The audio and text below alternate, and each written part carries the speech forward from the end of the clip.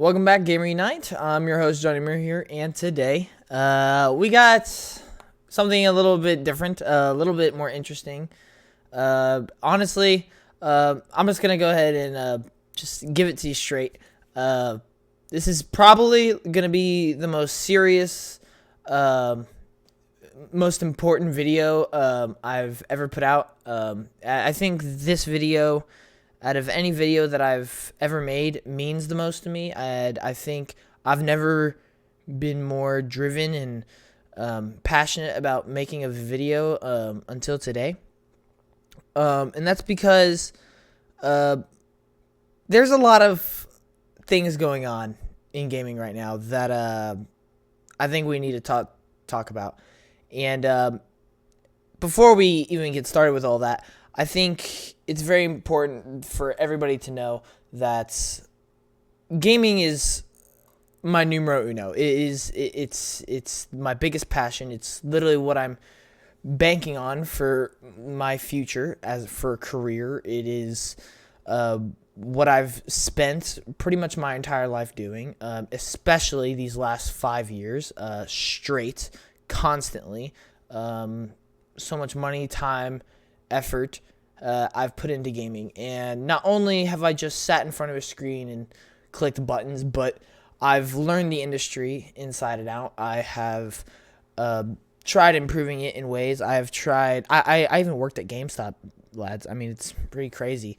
I've pretty much done everything there is to do with being a consumer, and even more than that when it comes to gaming. And while there are so many great things to be excited for about gaming, which that's going to be the final segment of this video, is I do want to have a more positive segment of this video, but a majority of this, 80 to 90% of this video, is not going to be positive. It is in fact going to be negative. And that is only due to one reason, and that is I personally feel there are a lot, and especially right now, a lot of negatives that need to be brought to attention, especially me personally, as a consumer and as somebody who does YouTube, as somebody who is preparing to take the next step into gaming with their future and with their career. These are big issues and big things that I really want to talk about. Number one, just because it's not healthy for the industry. Number two, it's not fun as a consumer and as a gamer. And number three, it makes our industry look bad. And I think these are all things that we really need to talk about. So pretty much to sum it up, this is a video where I'm going to be addressing every problem within the gaming industry as of right now.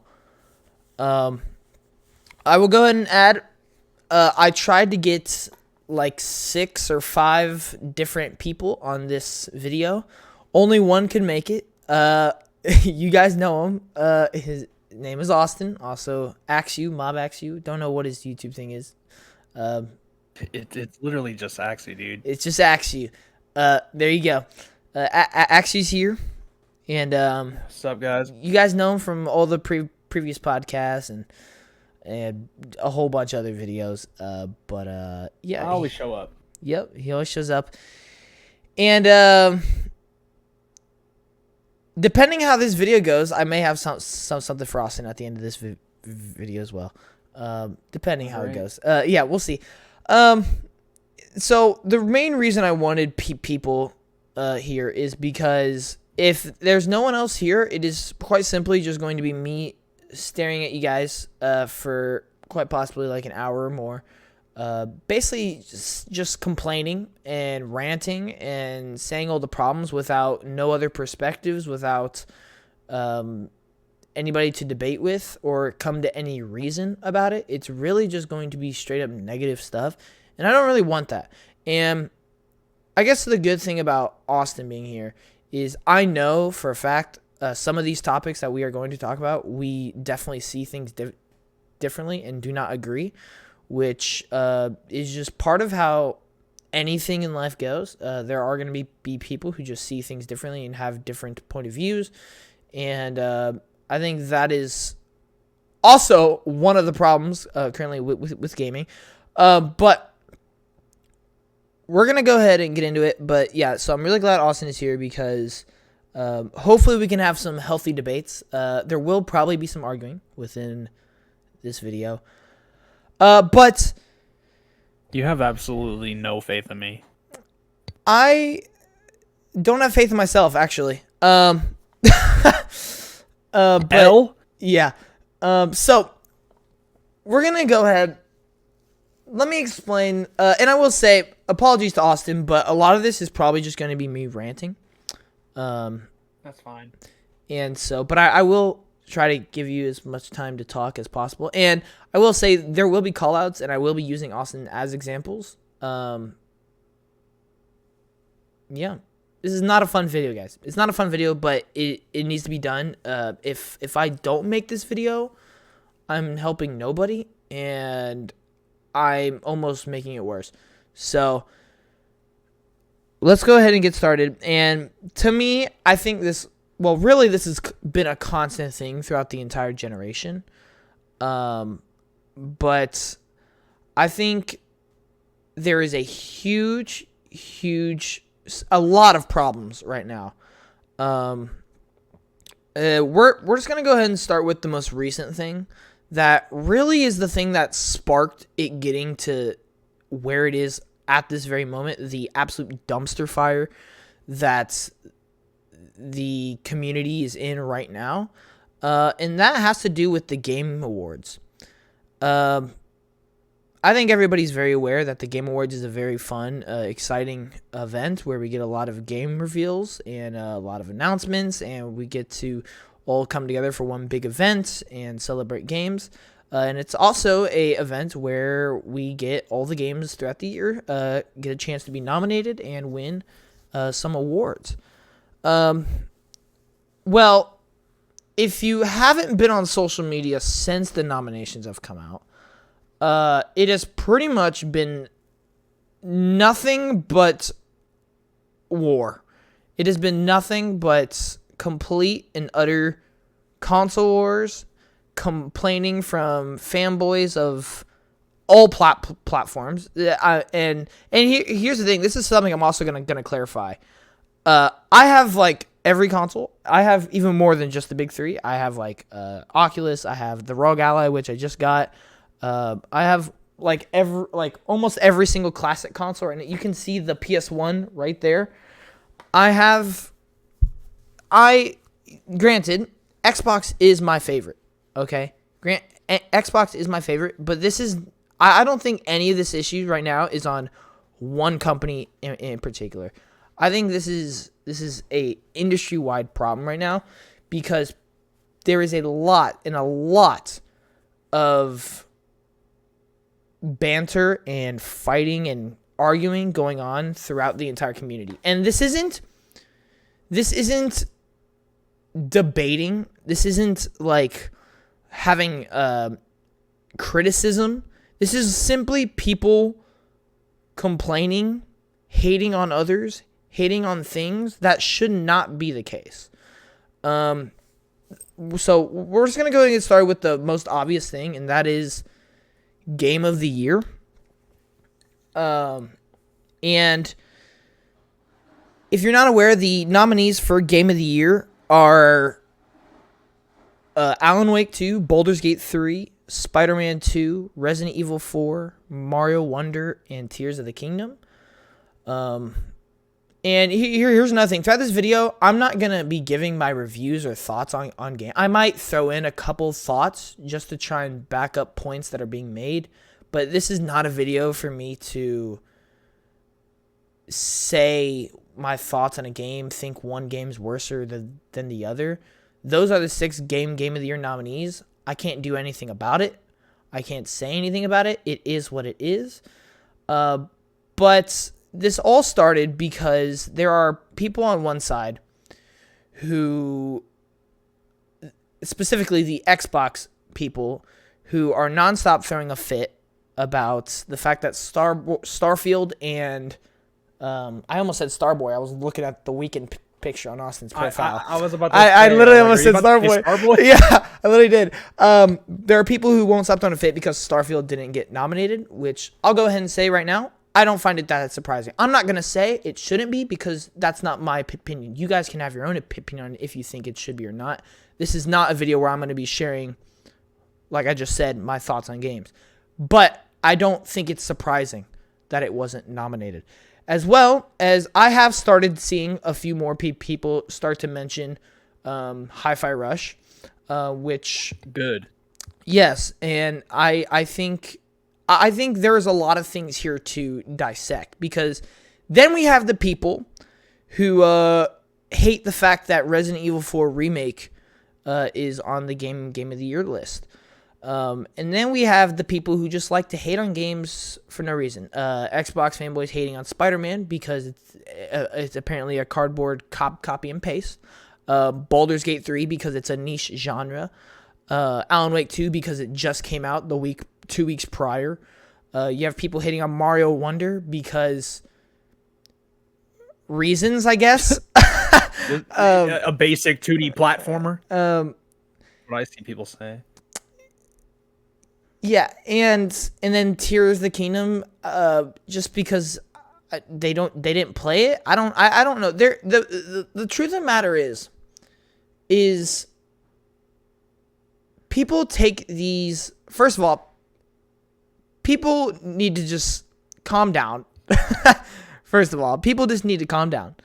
Second of all, people need to realize that this whole game show, all these awards and all these nominees mean literally nothing. Okay? This is quite simply 120 different outlets who we do not know, we do not have any correlation to them, basically get volunteered to vote their favorite games. And in the end of the day, this is entirely a popularity contest. If you truly think that all these 120 different outlets, which if you go on the Game Awards website, it is from multiple different countries. If you really think that Turkey and Brazil are plotting against Xbox, then you are actually quite delusional, in my opinion. Because, number one, all 6 of those games I think are great. I'm not going to say all 6 of them should be there. I'm not going to say all 6 of them shouldn't be there. But all 6 of them are good games. I feel like, objectively speaking, all 6 of those games are really good. And, you know, a bunch of conversations aside, this is purely a popularity contest. This has no merit to what your opinion and what you should be feeling. Okay? My favorite game of the year is on there. But that does not mean anything to me personally. Because, number one, I know it's not going to win. Number two, it just means people that I don't know, that I've never talked to, voted for it. What does it win? Nothing. Even if it does win the award, what does it win? Bragging rights? Awesome. Okay. Second off, there are people throwing this whole thing into shambles that there is now Xbox tax. Now, this is a topic that we're going to get to Of course. later. But I think it's quite sad, personally. I think it's quite sad that this whole event, Jeff Keighley, every opening talk that he has on the show, every time he comes out there and introduces everybody to the Game Awards, he always says this is an event about the industry coming together and celebrating what we love, video games. And ever since these nominations, we've pretty much seen nothing but hate. We've seen nothing but hate, nothing but arguing. I feel like things have just gotten worse. We've gotten to a point now where Jeff Keighley now has to tweet his thoughts on certain issues about these nominations. And you know what drives me so insane about all this? None of it should matter. Absolutely none of it should matter. Is it kind of fun to see what gets nominated? Sure.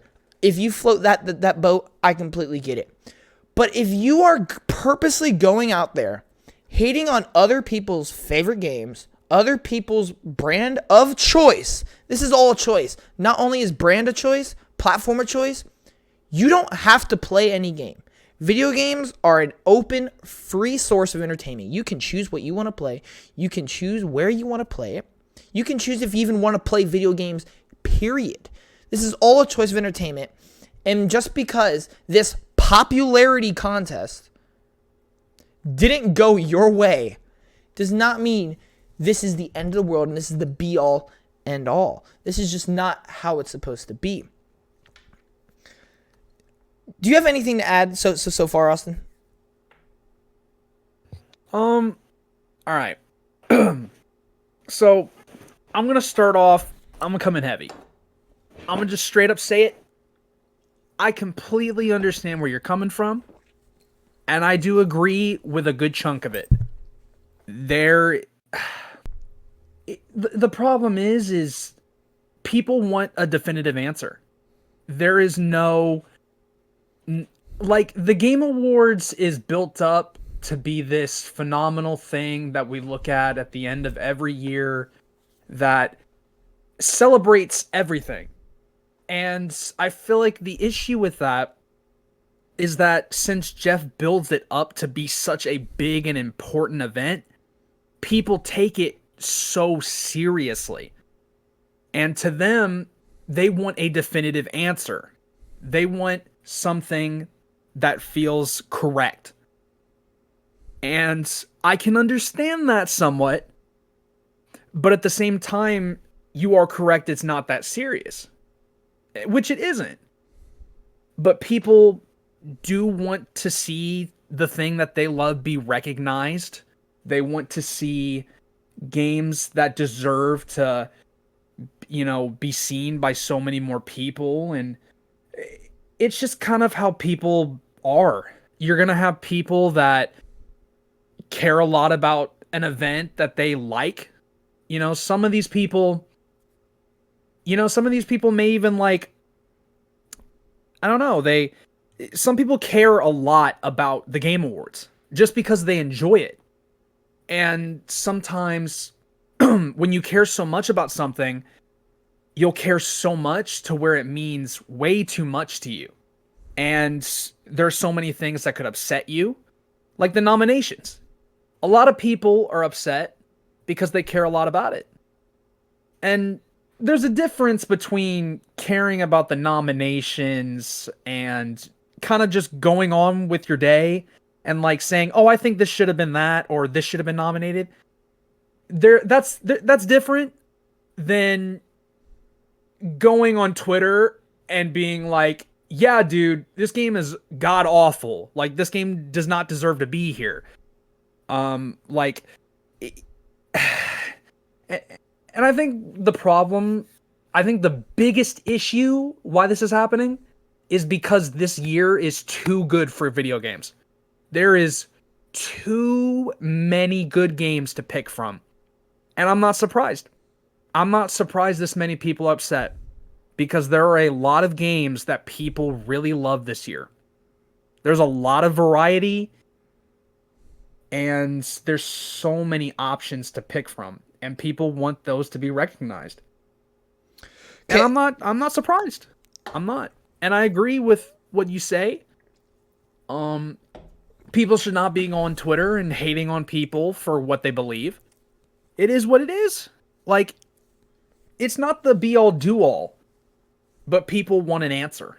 They want a definitive answer to feel validated, to feel like the thing they love the most is the best. And that's just an obsession. And it's a problem. Like, personally, my game of the year, it is not nominated for Game of the Year, which is fine. I actually don't think it should be there. I think it's a phenomenal game, but I don't think it should be there. But even if it was, if it doesn't win, it doesn't win. if it wins, I'll be happy for like a week, and then I'll be like, cool, all right, bring me the next games. Like, I tend to always kind of like be excited about this stuff in the moment, and then maybe for like a week, and then the rest of it, I'm just kind of like, I kind of just move on. I'm trying to think of like some of the other stuff that you said.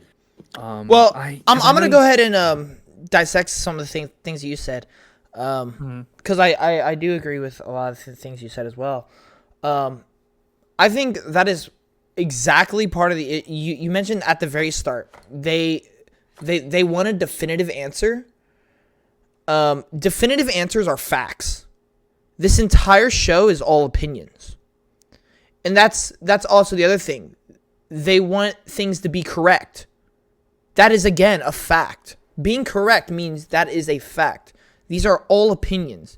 120 different opinions from all around the world. If you think the opinions of people in Japan are going to be the same as the opinions of people in America, you are completely wrong. If you think the opinions from people who play PlayStation games to be the same as Xbox people, you are completely wrong. That's the whole. I think that exactly what you said, I think, is the big problem. Is people want that definitive answer, that they want it to be correct. This is not the thing for that. This exactly is not the thing for that. It is completely a popularity contest of people with opinions who throw their opinions out there. They tally their opinions, and whatever opinion is the most popular is out there. And I think that is what makes everybody upset, is the fact that I don't think people know, especially on Twitter. And to be honest, which is really sad, I've never really said this publicly or anything. Majority of all of these problems are on Twitter. All right. Well, almost that's majority where everybody's of it. at. Yeah, literally. I mean, every other social media site doesn't allow you to be as opinionated as, or, get your thoughts out there as much. Like, Instagram isn't really a place you can post a picture, but like, you wouldn't go on there to just send text and communicate. Facebook's for old people. Like, Twitter's just that place where you talk and you can literally say anything you want, and it's the easiest way to just get your opinion out there. So I'm not surprised. Plus, Elon doesn't do anything for that app anyways, so. Yeah. And then I completely agree with, I completely understand. And this video is not me hating on people who enjoy the nominations and awards. I completely understand if you enjoy the nominations and awards. The people on Twitter causing all this stuff, they do not enjoy the awards. They don't enjoy the nominees. They just want content and material to use on other people. That is all they want. They want fuel. They want oil to fuel the fire. That's all they want. Because the truth of the matter is, if they truly all they wanted was their game to be recognized, making your game recognized does not mean going and hating on Spider-Man 2. If you wanted Hi-Fi Rush to be recognized, how is going and hating on Spider-Man 2 going to get that job done? Instead of making a tweet about how much you loved Hi-Fi Rush, all of its great factors, let's throw out this garbage to hate on Spider-Man 2. Because that's definitely going to make people think Hi-Fi Rush is so much more better. Oh yeah, let's not point out its positives on why it's a great game. Let's just throw out garbage to make another great game seem like garbage. It doesn't make any sense to me. If that really is your case, that you want your games to be recognized, how is what you are doing making that successful? It doesn't. If you want Starfield to be recognized, how you started this Xbox tax thing. How is that recognizing Starfield? If anything, that is putting more focus on all the negativity towards it than all of its positives. Instead of me tweeting, oh, I really love this about Starfield. I think they really did this great. I can't wait for them to update this or whatnot. No, let me point out the 5 articles that didn't like Starfield. That is their opinion. Let me point those out because that's gonna make people love Starfield so much more. No, you know what that does? That then fuels 10 more people to go tweet about it. Then that fuels 20 more people to go tweet about it. And it's this constant cycle of hatred and criticism for something that is a source of entertainment and a choice. You do realize there are hundreds of people developing these games, all 6 games in the Game of the Year nomination, and every other game that came out this year. There are hundreds of people developing this.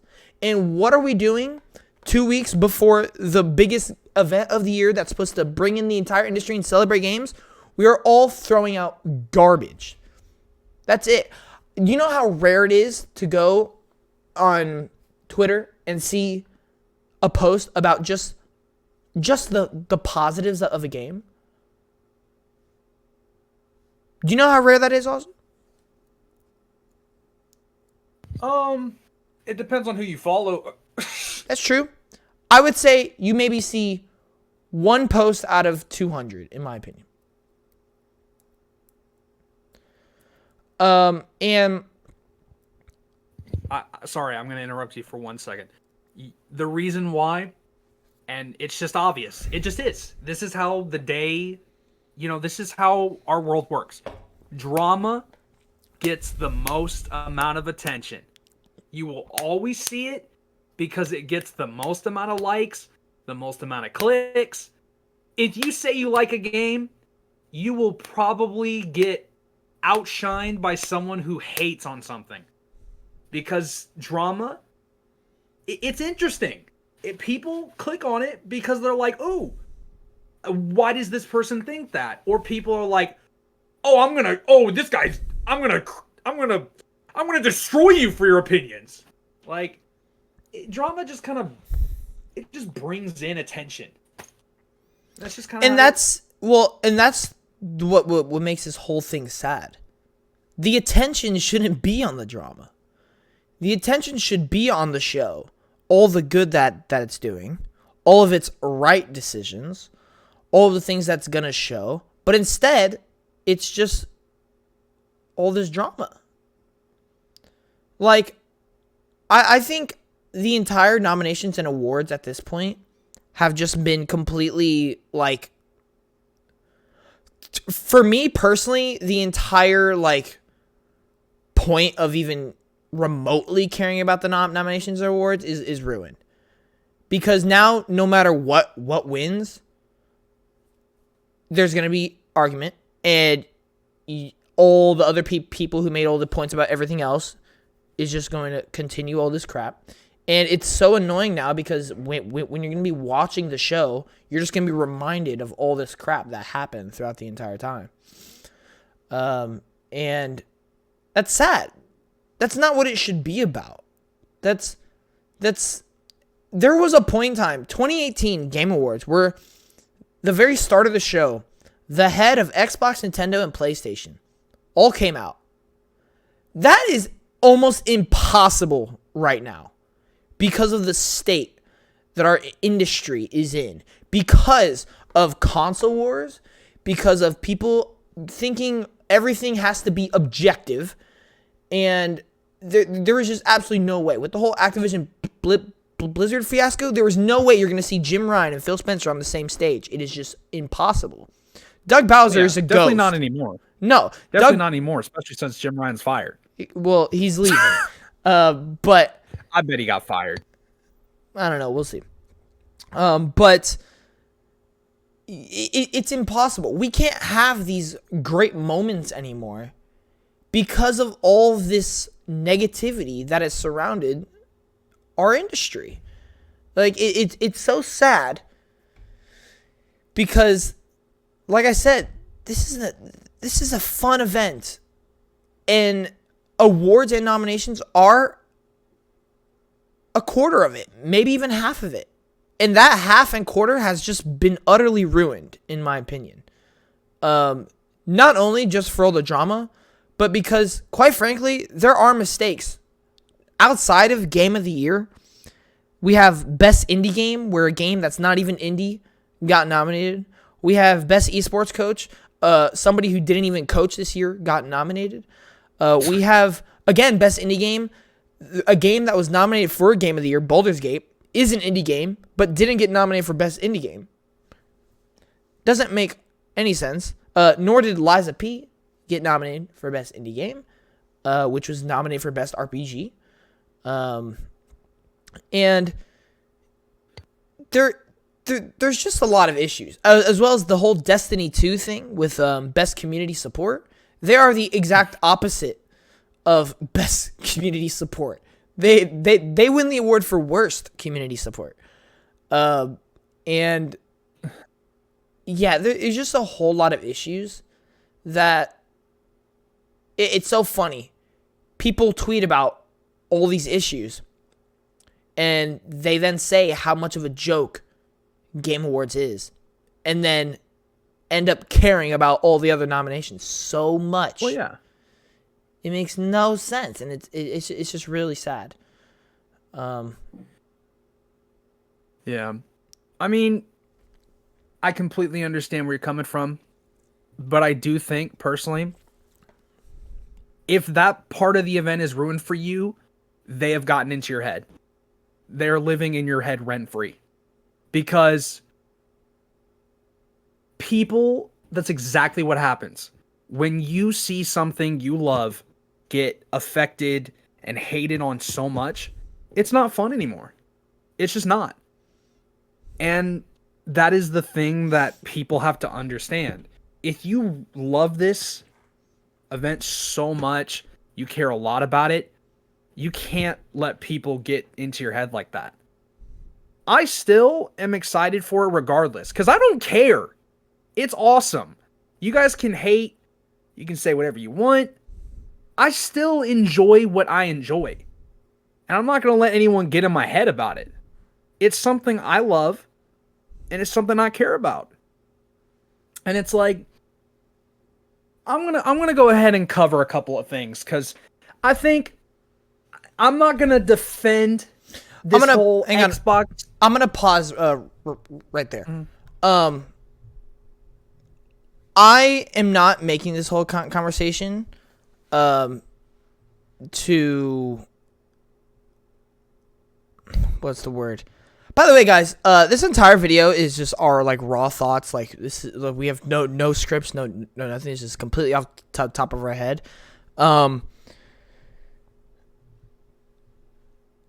I am making this conversation because what is happening, regardless of how I feel towards the nominations and awards, has negatively impacted our industry. I told you even before the nominations were announced, I don't really care about the nominations or winners. I mean, it's cool to see, but once I saw it, I'm done. I don't really care. Like, I'm moving on with my life. The fact that it's ruined for me does not mean they've got in my head, because I didn't really care in the first place. But what's annoying is how it's negatively affecting everything. Because now we have things that are going way outside of the game awards, like the media, like like developers. We got companies tweeting about it. We have Jeff Keighley, who is now getting like completely thrown under the bus. So regardless of how I feel about it, I wasn't really looking forward to it in the first place. So this isn't ruined for me. It was already ruined, low key, because I know personally, I think it's bullcrap from the very start. I've known it's bullcrap for like years and years. But it's just, it upsets me because it's negatively affecting other things. So that's my point. And so personally, the whole they're in my head, I don't really agree with, because they're not ruining the nominations and awards for me, because I didn't really care about it. I more or less care about the negative effects that it's having on everything else. But I'll go ahead and let you bring up the points you were about to say or whatnot. Yeah. And I mean, I get that. Unfortunately though, I somewhat care. Not too much, but I do care. It is called the Game Awards, and it is a show. If I'm going to watch a show, I would personally like for it to be interesting. And the problem is, it is called the Game Awards. Okay. Which, like, is the problem in itself. And I think even outside of this year, the Game Awards has never been positive. Ever. I don't believe any Game Awards has ever been positive. You want to know why this one stands out the most? I said it, say it again. There's too many good games. Too many. That's another sad thing. Why And don't... it's you know, If there's so many there's too much. great games, why have we just resorted to hating on everything? Well, It's so sad. I was going to make a point. So, I am slightly going to defend these people, but I don't condone their actions whatsoever because they shouldn't do it anyways. Xbox, Xbox players, I don't condone you for hating on Spider-Man 2, even though we're not going to disclose the fact that PlayStation fans hated on Redfall's downfall, how it was a terrible game. They wanted Starfield to be an absolute failure. I understand they did that, and I understand it's not cool, but that still doesn't mean you should stoop to the level of them and, you know, hate on a game that the other company makes. But at the end of the day, people don't look at a video game as if the company made it. It's when people have their game hated on for the company they support, it's no longer about paying attention to the fact that a person said that does not make the game. When they get insulted by somebody else that insults their game that they love, they will go after that game, and they're not thinking about the people that made it, the developers that put time into it, the people that put love and effort into making that. They will hate on it. They will downvote it. They'll do anything they can to make it feel like nothing. And once again, I do not condone the actions, whether or not who started it first, who didn't. Don't stoop to the level of other people in order to prove a point, or just be straight up toxic. There's no point. Like, I get it. It's like, there's no reason. Like, this whole Xbox PlayStation war, that's why I love Nintendo the most. Because most of the time, I don't really see a lot of Nintendo people dealing with anything. Because it's not really much of a comparison on anything. And for some reason, Xbox and PlayStation have just always been the two that have to compete. And it's like, it's just an actual war. Like, it literally is. Every second something gets released on one of those platforms, it's time to start hating. It just is. And like I said, I don't condone what Xbox does, nor PlayStation. Neither of them should do it.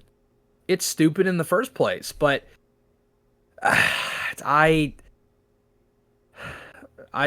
PlayStation fans are really, there's something. But Xbox fans are too.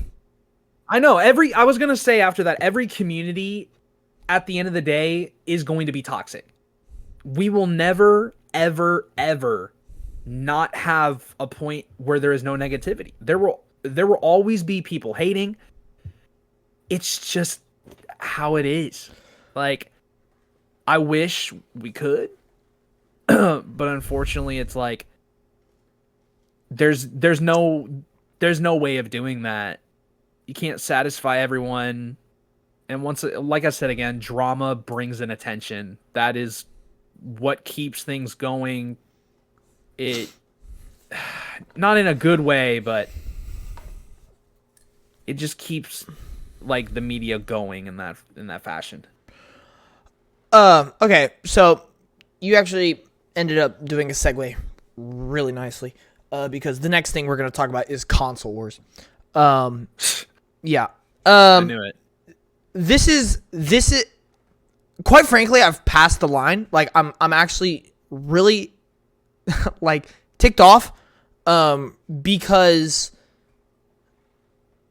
this is console wars have gone to a point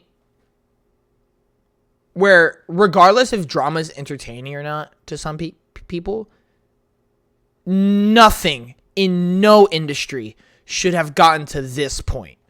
Like, it's really bad now. There are influencers and everything being harassed by people. There are Xbox influencers who have been harassed so much by PlayStation fans that they have just stopped making Xbox content.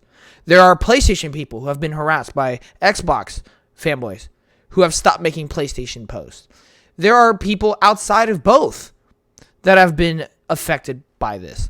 Now we got media who has gotten thrown into this whole mix because of people who just can't take opinions from people you shouldn't really care about. And it's gotten to such a bad state that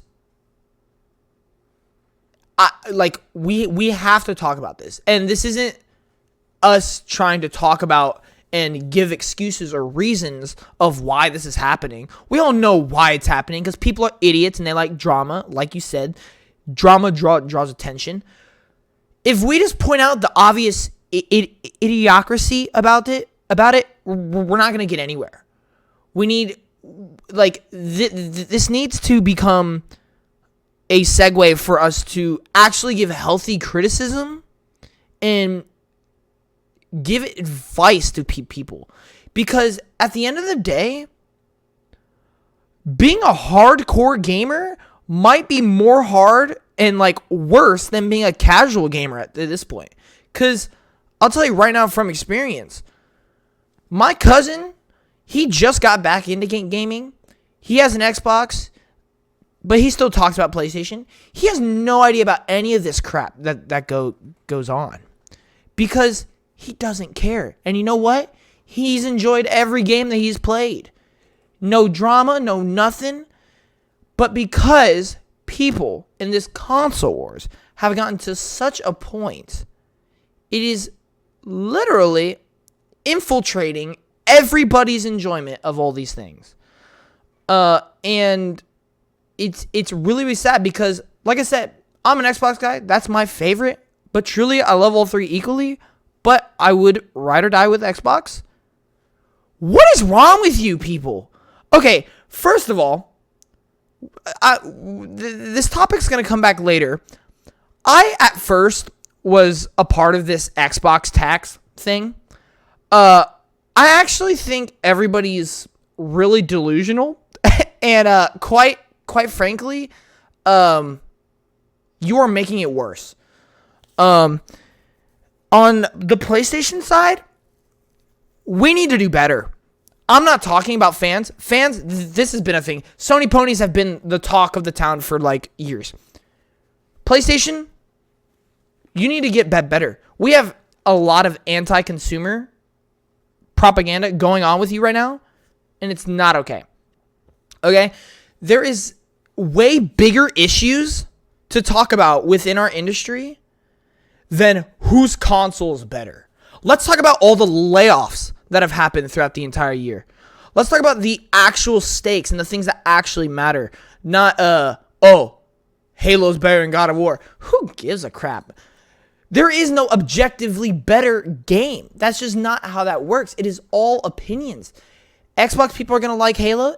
PlayStation people are going to like God of War. That is why there is consoles. People, listen.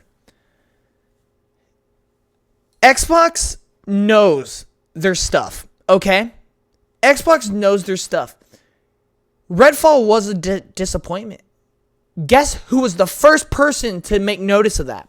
Phil Spencer was the first person to take notice of that. He went on a podcast. Whether he should have gone on the podcast or not, it was kind of interesting. He straight up pointed out it was a failure and they needed to learn from their mistakes. They know that, people. There is so many things that happen throughout the year, every year, that we should be focused on more. Oh, Phil Spencer said we need to learn from our mistake on Redfall, so let me tweet about how bad God of War is. What good is that doing? What good is that actually doing? Like, it doesn't make any sense to me, but that's just what people love to do. That's just what people love to do. And here's the thing, is competition does breed excellence. I think this is very clear. Competition is great. It makes the other company do things. I mean, you're seeing it with like individual game. Forza and Gran Turismo. They keep on updating and they keep on adding things that the other had before them. Then they add new thing and then that other one adds that thing. So it's just kind of a weird competition of like two games that are supposed to be competing. And that makes sense. But here's the other thing is, don't bring... If you want to go on Twitter and cause this chaos and cause this drama and cause these negative scenarios, don't put it and don't bring it on somebody who doesn't want it, okay?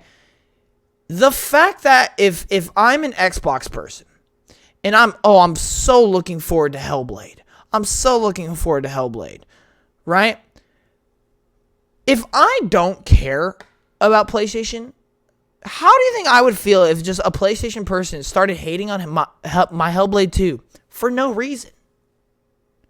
It doesn't make any sense. This is what it's gotten to. These influencers who literally make video because they are excited about the future of Xbox, they are excited about the future of PlayStation, can't do it anymore because of this. Like, I get it. Drama, it's been a thing forever. It's a thing that certain people like to do. And I understand why they like it. I may not float that boat, but I can understand why people do. But like I said earlier, it has gotten to a state where it's way past just you're the type of person who likes drama. No. This entire situation needs to be helped in one way or another. And I think there's a lot more that goes into it. Like I said, this whole Xbox tax thing, we're going to talk about that. The whole media bias towards not just Xbox, but everything. I think a lot of things where I have a little personal segment things that I personally find annoying. I don't think it's a huge issue in the industry, but things that I personally find annoying. I think a lot of current states with companies are really, really bad. I think a lot of the processes that go on behind games is really, really bad right now, including AAA game development. I think it is kind of unhealthy at the moment. But like I said, there are so many more important things than this. And this isn't me trying to have a conversation to make you aware of these issues. We all know. It's impossible not to know at this point. All right. This is a conversation for me not to defend people who aren't against it, who are against it. This is a conversation for me so we can have a discussion about how to fix it, how to bring positivity, how to give advice, how to make recommendations, how to give suggestions, how to move forward, how to find a resolution, how to find a middle ground. Because quite frankly, nobody can do that anymore. Like, it's just impossible. It's just absolutely impossible. And I think a lot of that has to go with opinions and people being unwilling to accept other people's opinion, and people who are so caught up on being quote unquote objectively right when that is not what this medium is built on at all. It's just not. Like, look, it's so funny because for the past 3 weeks, I'm not gonna lie, I've been watching every IGN podcast while I'm at work working. I've just been listening to all their podcasts. And when you actually listen to the things they're saying and the things that they talk about, you can tell they actually genuinely care about games, and they actually genuinely play a ton of games, and they know what they're talking about. Okay, I get it. IGM, they're not the best company in the world. I'll be the first to say that. They are definitely not the best company in the world. But if you have those people saying that, oh, this is our opinion, we don't really care all that much, why should you? Like, if they don't care, why should you care? If you're caring about what they have to say and they don't care, then why are you caring? It doesn't make any sense, and it's helping absolutely nobody. It's a whole thing of people relying way too little on what they find enjoyment out of, and more of what do other people enjoy, because that's what really matters. Validation. Yeah, and that's right. That is absolutely right. No, 100%. And in doing so, all these negative things come out of it. That's how it's been. People want things to be recognized as much as others. I get it. I do. But it is what it is. People are going to talk about stuff more than others. Baldur's Gate 3 is the talk of the town. It just has been ever since the Game Awards has been announced. I kind of wish it was on other games, personally. But it's on Baldur's Gate 3, and that's fine. If it is being talked about, then it's probably pretty dang good. And it probably, there's a reason why it's talked about. But, like I said, man, the whole problem is validation. People want a definitive answer, which there's just not one. There's not. In my opinion, I'm gonna be completely honest. There should not even be a Game Awards at all. I think the whole idea of the Game Awards is just it's just not, it doesn't work. There is award ceremonies as a whole, there is no definitive answer in my opinion. I do not Summer care. Games Fest should be on the level of the Game Awards. I do not care about the idea of, like, you talking about how it's all opinionated. I think there's no way to determine the best game. If you pick developers, which a lot of people started talking about, what if companies and developers that make games actually did so? I would say that'd be better than people that just review them that don't make them. But it's still opinionated, and then there could be bias. But at the end of the day, you can't determine what is a definitive best answer. There's just not. I don't care what you say. Yeah, a score could be higher than others, but that doesn't mean it's definitive. Hogwarts Legacy is the highest selling game of this entire year. Does that mean it's the best game of the year? No. In my opinion, there is no way to factually determine what is the best game of the year. There's just no way.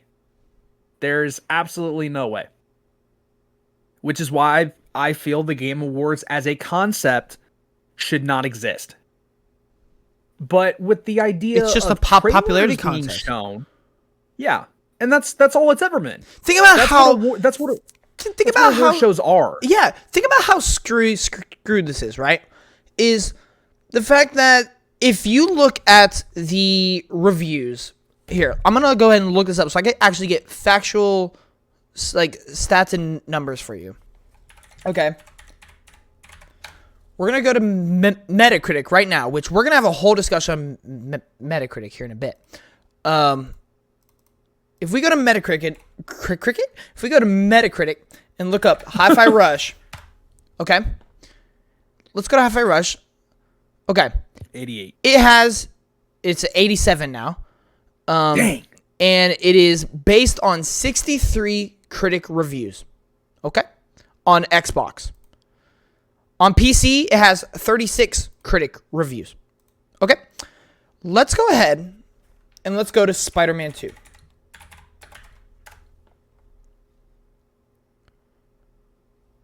Okay, it's showing me the movie. Hold on. Here we go. What was the score on that movie? Okay, Spider-Man 2 on PS5 has 149 reviews. That is more than Hi-Fi Rush's PC and Xbox reviews combined.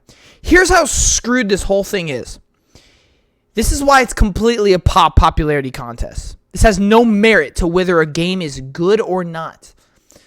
The entire process that this goes on, you can go on the Game Awards Q&A, you can watch videos on people who actually know what the heck they're talking about. I've watched a video from Alana Pierce recently, who is a very well-known influencer and has been in the industry for years, and she literally works at PlayStation. And she has been in these voting things before. She has been a part of IGN and was in the Game Award votings before. She has said it is basically a ballot where you put your 6 favorite games and you send it to them and they tally it up. Guess what?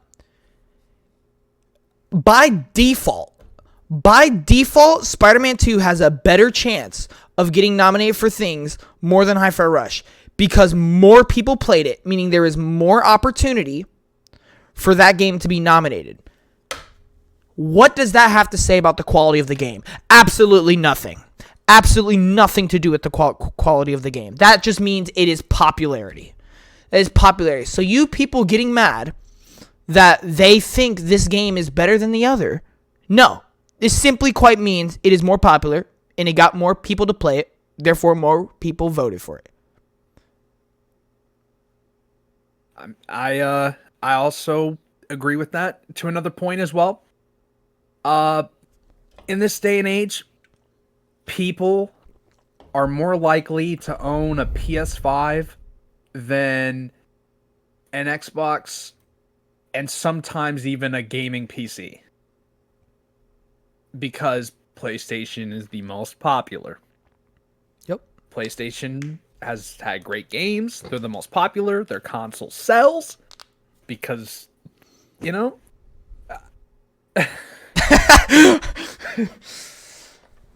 I mean, so no, you're right. You're completely right. And it's funny. It's really funny to me how you see all these reviews when I tell you what, it's so funny looking at these. Because if you look at other PlayStation games and then you look at Xbox and you look at Nintendo, you can tell these reviewers what they play on, what they're more biased towards. Any third-party game, I bet you the most reviews will almost always be on PlayStation. Yes, 100%. Because that's their console of choice. 100%. That's what they want to play, and they have a bias towards it. Let's look at a multi-platform game that came out this year. Let's go ahead and look at... Resident Evil? It has to be on the Switch, too. Think of something that came out on all 3 platforms. Mortal Kombat 1. Here we go. Let's look at Mortal Kombat 1. Wow. Okay. So on Xbox, we have 31 reviews. On PC, we have 22 reviews. On the Nintendo Switch, we have 2 reviews. And on the PS5, we have more than all 3 of those combined with 85. Yep. There it is. So, this once again goes to show you that number one, the whole Game Award nominations is straight up popularity. At this point, it has nothing to do with quality. I guarantee you, if Starfield and Hi-Fi Rush released last year, it probably would have gotten nominated for Game of the Year. But guess what? This year's been so jam-packed that it just didn't make the cut. That's what people need to understand. Because at the end of the day, a lot of people are going to vote for those games. But more people voted for other ones. It's as simple as that. It's not, there's some propaganda, some agenda against not nominating those games. It's more or less there is an agenda to nominate other games that they enjoyed more. And I think here's where the whole problem lies. I think Metacritic is the biggest issue. I think Metacritic is almost a source of this.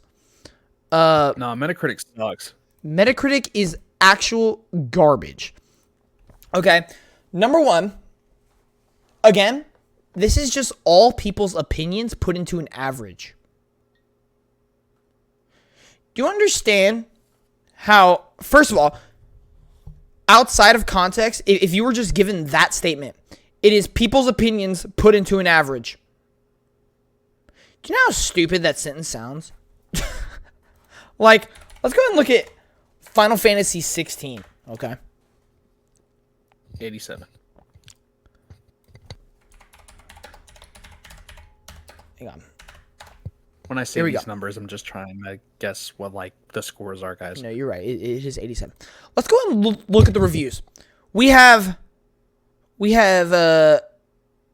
God is a Geek, who gave it a 100. Okay? Gave it a 100. Now let's go to... Give me 1 second.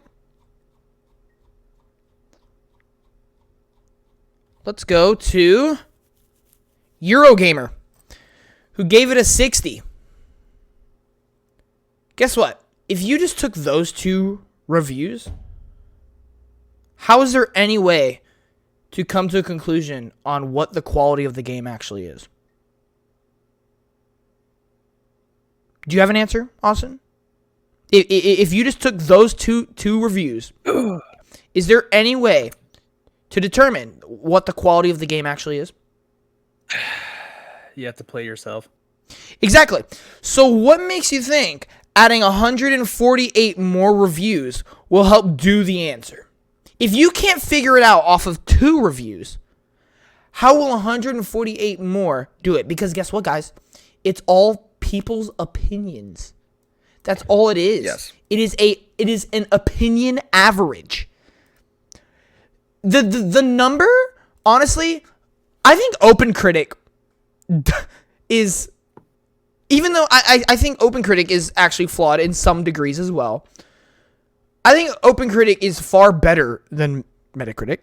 I actually think, personally, I think Rotten Tomatoes, even though they don't do games, I think Rotten Tomatoes has a great system.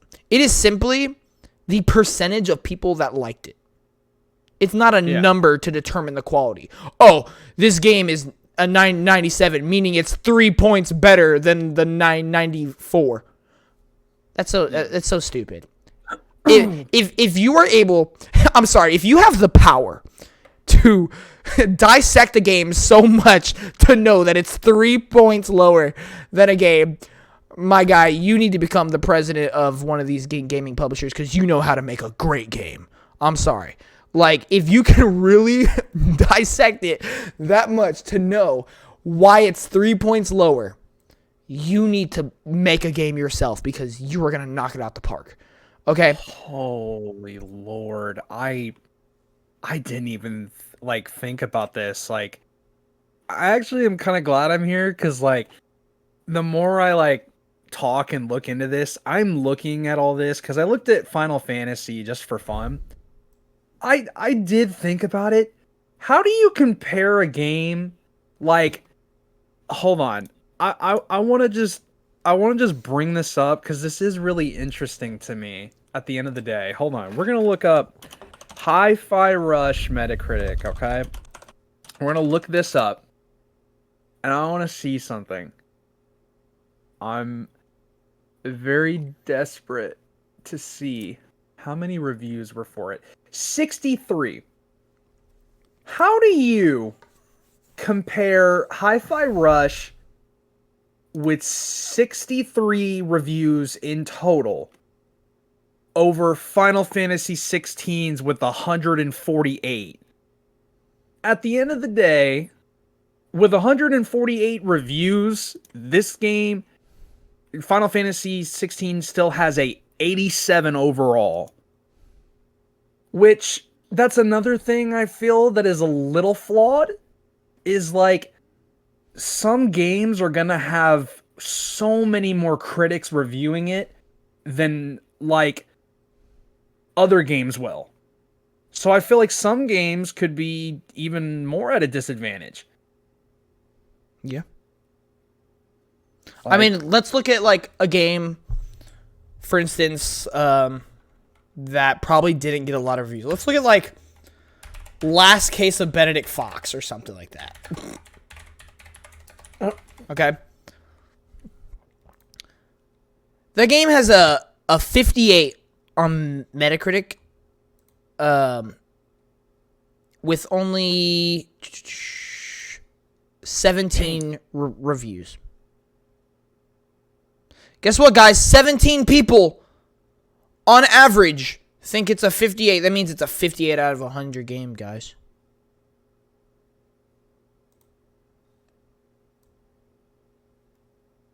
Doesn't make any sense. Doesn't make any sense. And you know what's even funnier? Which is why this completely is so stupid. Why people take these scores to an obnoxious level. Guess what? It has a 58 on PC. But on Xbox, it has a 71. Yeah. With only 15 reviews.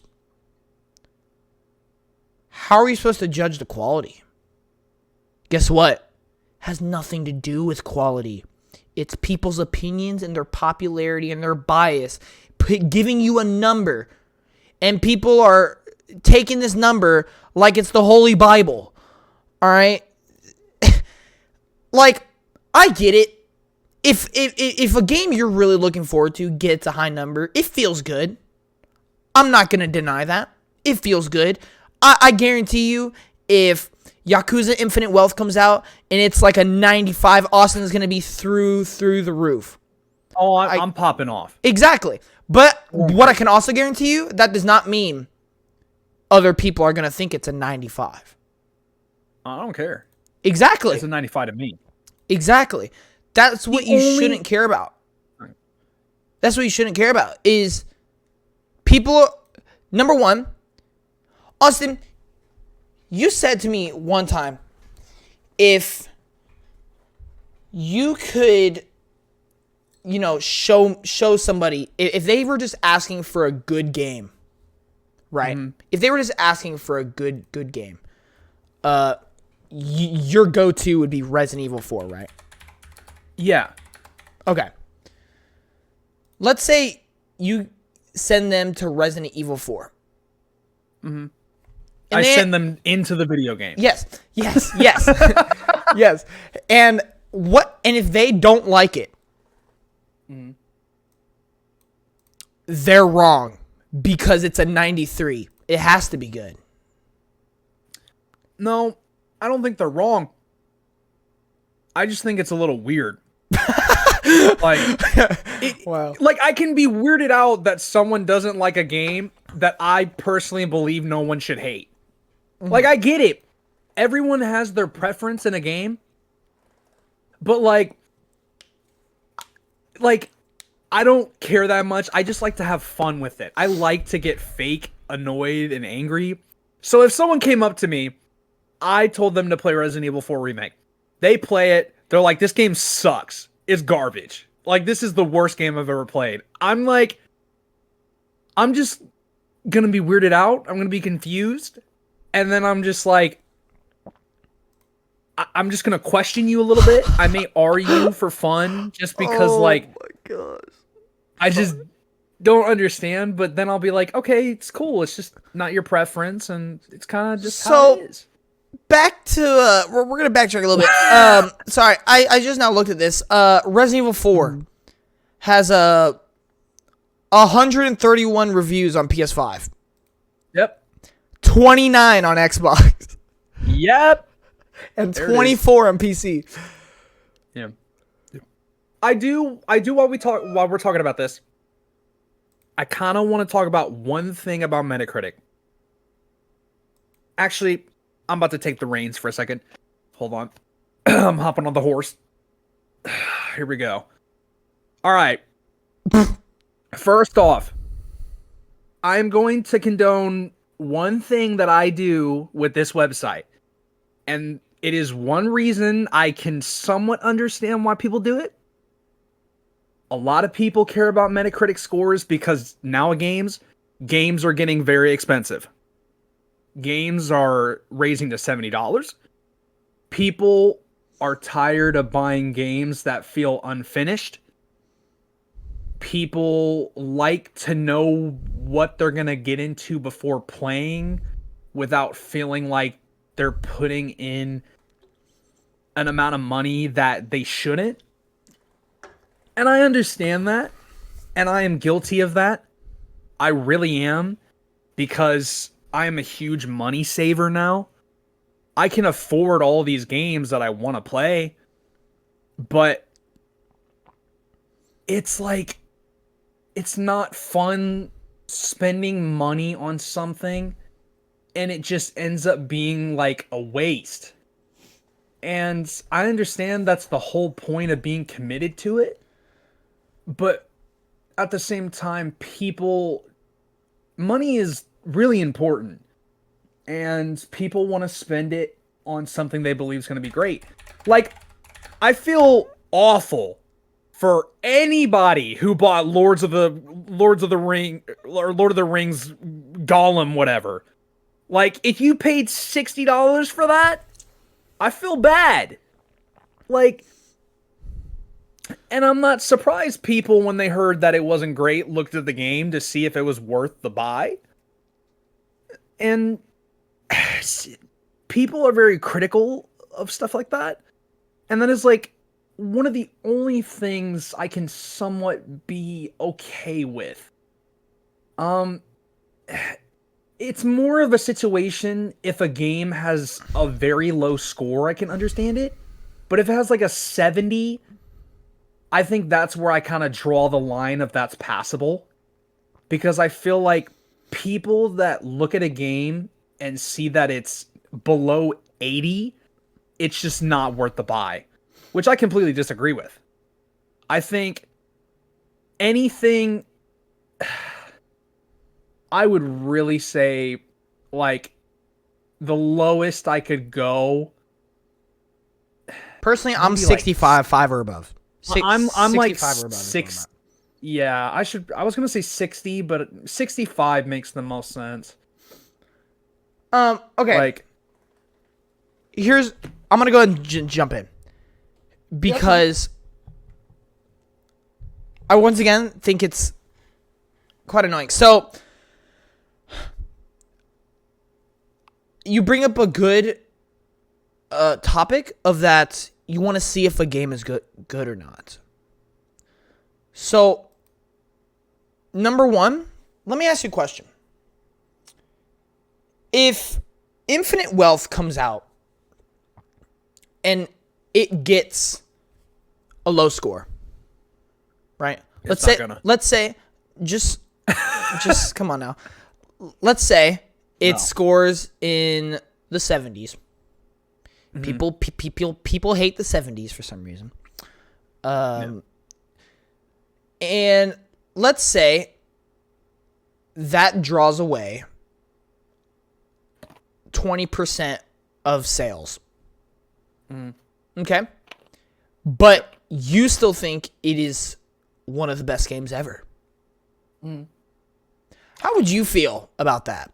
That your game that you are supporting and that you want the best for is now being negatively affected because people care way too dang much about a number placed on it. I mean, it is what it is, unfortunately. But I'm going to preach what I love. If I love it, I'm going to talk about it. Exactly.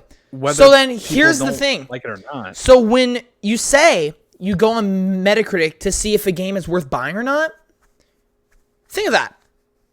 What if a game that comes out like Tekken 8 ends up scoring low? People go on Metacritic to see what it scored, to see if they want to buy it or not.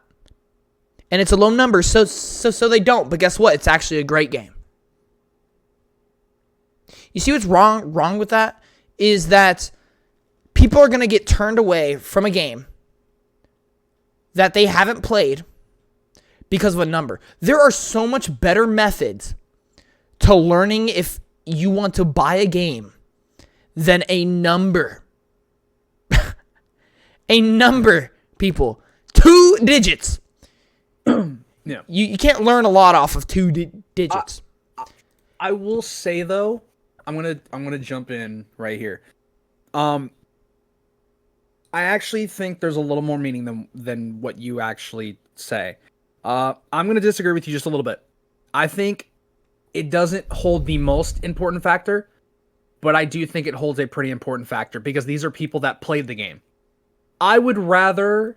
Yeah, but what's the difference of going on YouTube and actually looking at the game to see if it's something you enjoy? Because trailers can make games look so good. You don't have to watch trailers. You can watch people's actual reviews with game footage. I mean, I guess. Oh my gosh! This guy typed in his review, this game is beautiful. Okay, what does that mean? Oh, well, Hi-Fi Rush is beautiful, but so is Alan Wake. Guess what? Those are 2 completely different looking games that are both beautiful. I also think it's just like I also think it's just the laziness of not wanting to watch like videos for people. Like people would rather just get straight to the cut, like straight to the chase. Yeah, just look at it. That's what's sad about it is because people rely so much on that because let's go with your point. They're lazy. You know who wasn't lazy? These people who just spent like 4 years of their life, possibly more, working on a game, and you just completely judged the game and made your decision off of a number, off of text. Yeah. When the whole point of video games is what you see on the screen, what you play through the controller, and what you experience through the game, not some person's opinion through text who assigns it a number. Yeah. I completely agree. My one thing though is just as a consumer, people care about money. People would rather skip out on something and never try it ever. No, I 100% agree. You know? My point is there's so much better ways to decide that than Metacritic. That's the only point I'm making. I'm not saying like, oh, you have to buy a game if it's 60 or above, or like even if it doesn't score great, you have to buy it. No, I'm just saying judging a game off of a number, making the number everything is not the way to do it. Because now what we've reached is a point where anytime a game comes out, the only thing people care about is the dang number. Like, can you name a game that came out this year where people weren't just talking about the Metacritic score? Yeah. I do want to say, though, I'm going to actually ask a question because I'm very curious. How do you want to determine it then? Because I think even sometimes fans shouldn't even decide it. See, that's the problem with this whole thing is there is never going to be a definitive answer. It is always opinionated. What do you mean? No matter how you do it. What do you mean fans will assign it? Hold on. Because fans will. Here's the thing. This is the same case as Dead Island 2, right? Mm-hmm. It didn't get a great number. It got a 73. It's okay. Yeah. It's in the 70s. I'll take it. Whatever. Yeah. I watched people's review. They didn't give it a number. They simply explained what you were doing in the game and how the game worked. That told me, okay, it's pretty much what I expected. Boom. Yeah. Now I know I want to play it, and I can make that opinion for myself. Yeah. Okay. I see it. So nothing. Overall, yeah. The bottom line is everybody has to give everything a score, a rating, a ranking. When that's not the case, you don't always have to do that. Yeah. But the biggest issue, and I agree. I understand. What I was going to ask you is how do you want to combat that? And overall, I just told you exactly what. You just want to get rid of the numbering system. But here's the issue. I don't want to. People are lazy, and no, I think it should be gone. I think we should get rid of the number. I think we should get rid of it. But I think the whole problem is with average that- is bad. I think the whole average thing Yeah. they think is bad. I don't think number because like IGN and they're them posting like, oh, we give it an 8 or a 7 or a 10. I don't think that's bad because that's simply just their opinion. If you want to listen to them, you can. If you personally like their takes, if you typically agree with a lot of things they say, perfect. That's your go-to. But the problem is people who do feel that way about IGN, people who love them, agree with them, their review gets mixed in with all these other reviews and then it becomes a false number to them. People don't talk about, oh, this game scored an 8 on IGN 5 months later after the game. No, they go to the Metacritic's like, oh, it scored a 60. Oh, yeah, you definitely don't want to play that, even though the people who you typically agree with gave it a 9. Yeah, I don't know if you want to play that. Instead, you could just actually watch the review, watch people playing the game, see if it's what you expected, if it's what you want, you play it. I think if Metacritic ever were to make changes, which they won't, they just won't. Their website is bugged. I'm going to go on a rant about Metacritic. It's like one of the worst sites I've ever seen. They literally never update it. They never do anything for it. There's no support for it. The fan rating, is awful. The user score is non-existent. Oh yeah, you can literally, when Starfield came out, when it was about to come out, there were people, you can literally just mass downvote it. Or I'm about to give a bad review to Spider-Man 2 because I can, because that's how stupid it is. Yeah, you can make multiple accounts. You can literally do it as freely as you want. You don't even have to give a reason. You don't even have to give they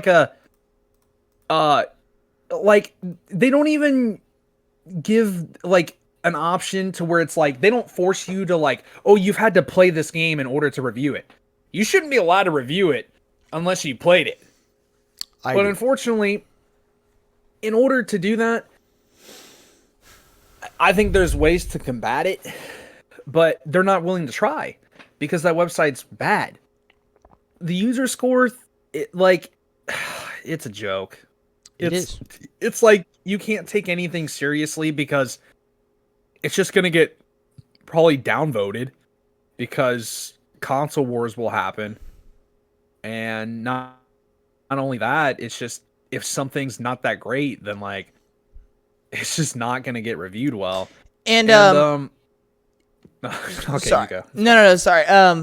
But exactly what we're talking about is the problem, almost the source of the problem. Console Wars has gotten to a point where majority of the arguments is what games scored higher. We've just come to the conclusion. We have said it here for the past 20 to 30 minutes how stupid the score is. They're using that as their main source of weapon for Console Wars. Oh, Starfield got an 83. Oh, Spider-Man got a 90. Let's go. Bro.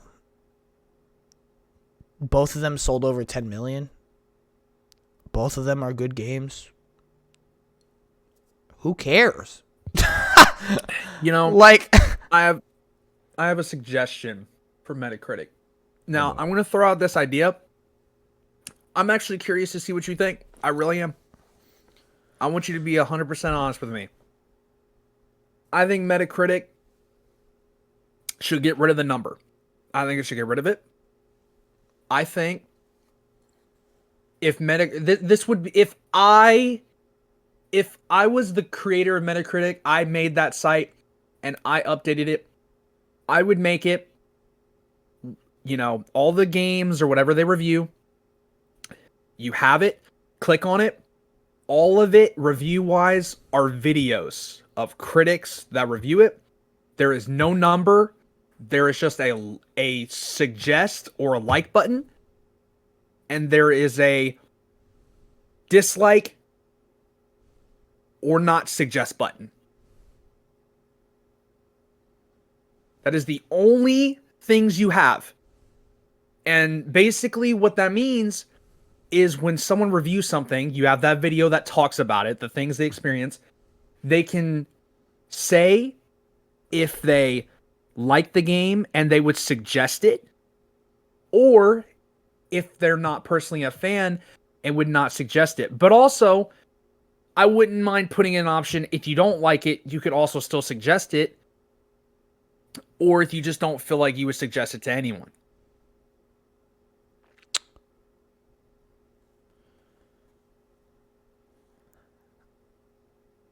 I think, see, my big issue here, that's just YouTube. Yeah, but Metacritic's the site people go to. You got to implement something on there. I mean, then yeah. I mean, yeah. If that's, I guess if that's what we're trying to solve, then I mean, yeah. I guess at that point, you could just put the link of the YouTube video. Right, and see, it's just I just think the number should be gone. I really think do. I think if people really wanted some kind of like number, whatever, I think it should be like a grade. Yep. Like it. I like it's an my A answer. Game. It's a B game, C game, whatever. I like my answer. I really enjoy it. I think it should be a like and a dislike button, and you can explain why. Yeah. That way, the number does not affect anything. You can talk about if you really enjoy the game or if you don't. And we go by your words and not by your number. You know? Yep. I mean, that's what people should be doing, yeah. but they just don't because of this Metacritic thing. Hire me, And Metacritic. yeah, and what this has caused is now war between every game. And this is kind of where I'm gonna start entering the more personal section, where things that I personally just find annoying. When people make Metacritic out to be this big deal on upcoming games and past games, it really just becomes annoying. Because at the end of the day, I don't want a game. I'm not buying a game. I'm not excited for a game just for it to get a higher score. I'm excited for a game and I get hyped for a game because of the chance that I really enjoy it and that it could become a favorite game of mine. Not because of a number. If it scores a high number, it doesn't mean I'm going to like it more. It doesn't mean it's going to be one of my favorite games ever. It doesn't mean anything. Therefore, when the talk of the town and when you're making all these comparisons to games purely based off of the number, like it's just really annoying. So what I'm trying to explain, kind of really hard to put into words, but I've said this to you, Austin. We've had this conversation multiple times, but we're probably going to continue. But the whole constantly complaining, comparing, and setting bad expectations for everything, I personally just find really quite annoying. An example I will use, and this is where I'm going to use Austin as an example of something he did recently that I personally found very, very annoying. I even told some other people about this instance, and they kind of just laughed at you. But so we were talking about upcoming games or something. I forget what. No, it was with the Game Award nominations. It was most anticipated game. It was most anticipated game. Okay. Y'all can laugh at me, man. Whatever. So Austin said, and I quote, I hope Yakuza scores a higher number than Final Fantasy VII Rebirth. I take that back. I hope it is more liked. There you go. Well, no, I don't. I still don't agree with that. Dude! No, but think about it. What you just said is kind of the problem that we've kind of been talking about this entire time. People bringing other things down because of validation. I'm not bringing Final Fantasy down. I want both of them to succeed, but I want one to be better. It's like cheering for your favorite sports team. If you cheer for the Rams and you want them to beat the Chiefs, that doesn't mean you want the Chiefs to lose everything. You just want your favorite thing. So then okay, better. so you want them to succeed. So instead of you just want to like the game more, you want others to like it more. Because that's exactly what you just said. I hate you. Yes, I do.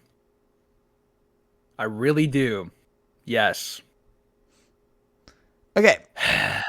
And because Yakuza, in my opinion, is very underrated. I hate that it got outshadowed by Final Fantasy VII Remake. And I feel like it's going to happen again. And I shouldn't care. But I just really would like to see a franchise that I love so much that I think deserves all the recognition in the world. I just kind of want to see it beat all odds. And I don't feel like it's the worst thing for me to think like it. It's not. I mean, well, I don't. Because I'm not the only one that does it, and it's not like I do it constantly. It's you're not. This one. There's maybe two franchises. It's like, I'll bring up another scenario. Sonic the Hedgehog. All right. I knew this. We had a conversation where I talked about Mario Wonder being better than Superstars. My reason for that is because I think that franchise competition has been the issue with Sonic as a franchise. They do not care about making the quality better and up to standards as other 3D platformers, which is why they are falling behind. So the reason I compared the two of Mario Bros. Wonder and Sonic Superstars is because I feel like at this rate that they are going, they care so much about pleasing the fans, which is not making the game quality any better. Whereas I feel like maybe taking a different approach could possibly do so. And at this point, I'm getting really frustrated at some of these games that come out that I know can be better. And I just want what's for the best. And at this point, if you want me to buy your game, you really have to make the standards of it a lot better. And if it's not gonna stay up to a quality or get to a quality that is as great, then I don't know. I'm not saying Superstars should be the same level as Wonder, but it should not be so far away it's not even reachable. That's kind of the level I'm looking at. Yeah, and I'm not trying to say you're wrong or anything, but I'm but genuinely, what metric are you going off of there? I mean, I played both. Okay, so this is just your personal opinion.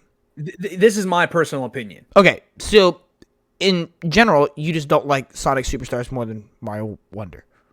Not even close. Okay. They are leagues away. Like Superstars single player is great. With friends, one of the worst multiplayers I've ever played. Like, that one is more of like, I just want to see the other one succeed, and I feel like taking a different approach could possibly help without constantly trying to please fans. But the Yakuza Final Fantasy thing, I get that. That is me fanboying so hard because I want Okay, so I just feel like Yakuza doesn't get enough recognition. I get but it. It does. I get it. No, you know? Austin, I get it. And news house for you. I don't know if you've been paying attention for this entire podcast. Unfortunately, we live in an industry where a Metacritic number means a lot. Yeah. In order for a game to get its recognition, it unfortunately needs a high number. Yeah. Guess what? Alan Wake 2 is lower than almost every other game in the Game of the Year category. And guess what? It still got its recognition. It didn't have to be better. That's the thing. And I get it that you want it to, you know, I don't want people to like it. Fail. I get that. Succeed. But then you kind of have to ask yourself, why are you targeting FF7? Because it's a JRPG, and it beat it in 2020, and it probably will again. Okay. So this is all because people's opinion stated that game was more popular. See, I fall victim to these things too, you know. And yes. That's the thing is this is all about getting recognition for a game when it doesn't have to be competition. Instead of, and this is what I think a lot of people get wrong when doing this. When you are critiquing a game, that does not mean point out all of its negatives. Sometimes that means point out all of its positives. Right? It doesn't have to compete with things. Like, it just doesn't. I get where you come from with it. I do. But at the same time, what you saying, I mean, now that we've elaborated on it, let's go back to your initial statement of, and we're past this. I'm not like calling you out anymore. I'm just trying to clarify for people and other people who do this, is that your statement was, I hope Infinite Wealth gets a higher score than FF7 Remake. How is that different than a PlayStation fanboy saying, I hope Spider-Man gets a higher score than Starfield?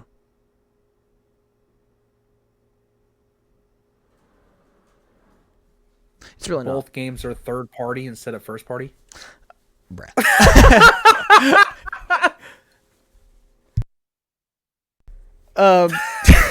Sorry. Boys. You asked for something different. I mean, yeah, you're not wrong, actually. But it's not. It's not. Look, it's just like, I'm not. Okay. There is a difference. Mine's not out of hate. Mine's out of passion. Sony ponies want anything to fail if it's not their game.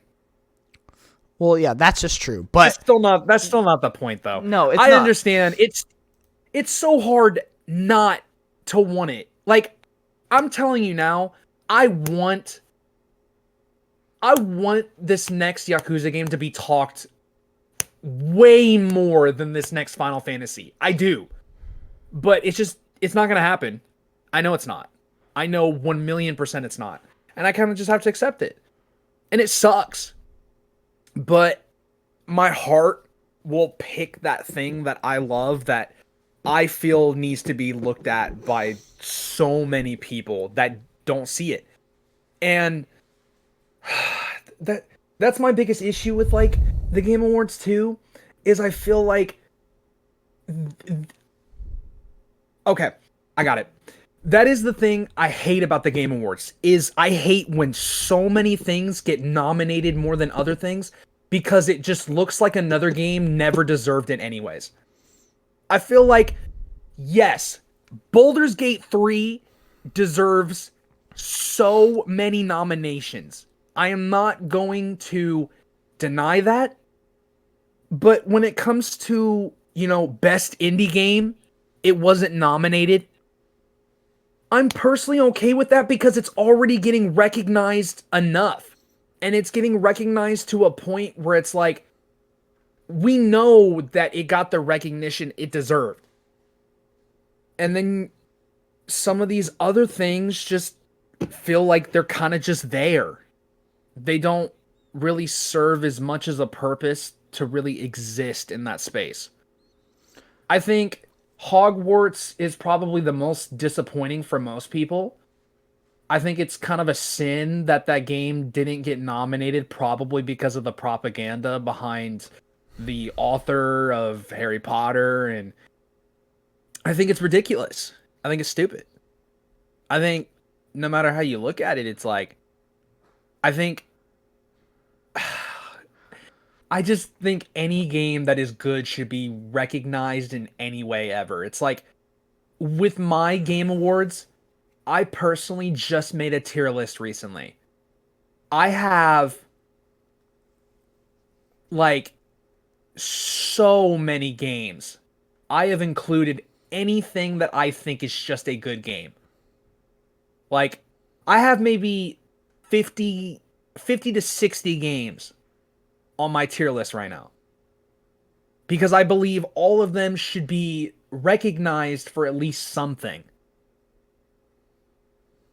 But unfortunately, things will outshadow others, and I have to accept that, and it hurts because something I care about, I feel deserves more recognition, or it deserves to be talked about more. But if it doesn't, it doesn't. But I am stubborn in many ways. And this is a topic I've decided to be stubborn in, which is why I'm kind of arguing this statement, even though I'm accepting that it's wrong. I don't know, man. I have had this thing for Yakuza recently, been on my mind. It inspires me every second I play it. I hate to burst your bubble. You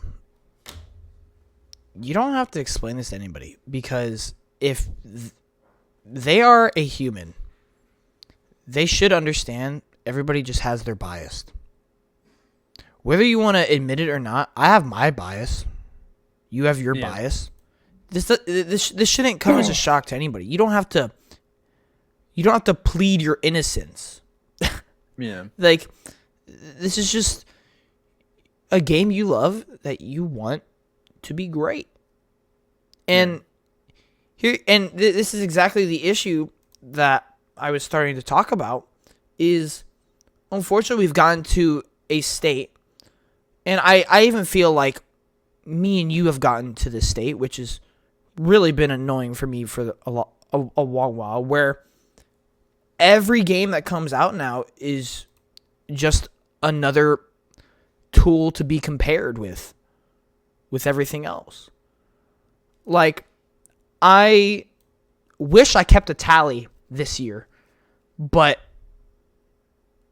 I want to say about 80% of every game I played this year, your first question was, is it a Game of the Year contender? Is it your game of the year? Or do you like it more than this game? Or is it better than that? Or did it do this better?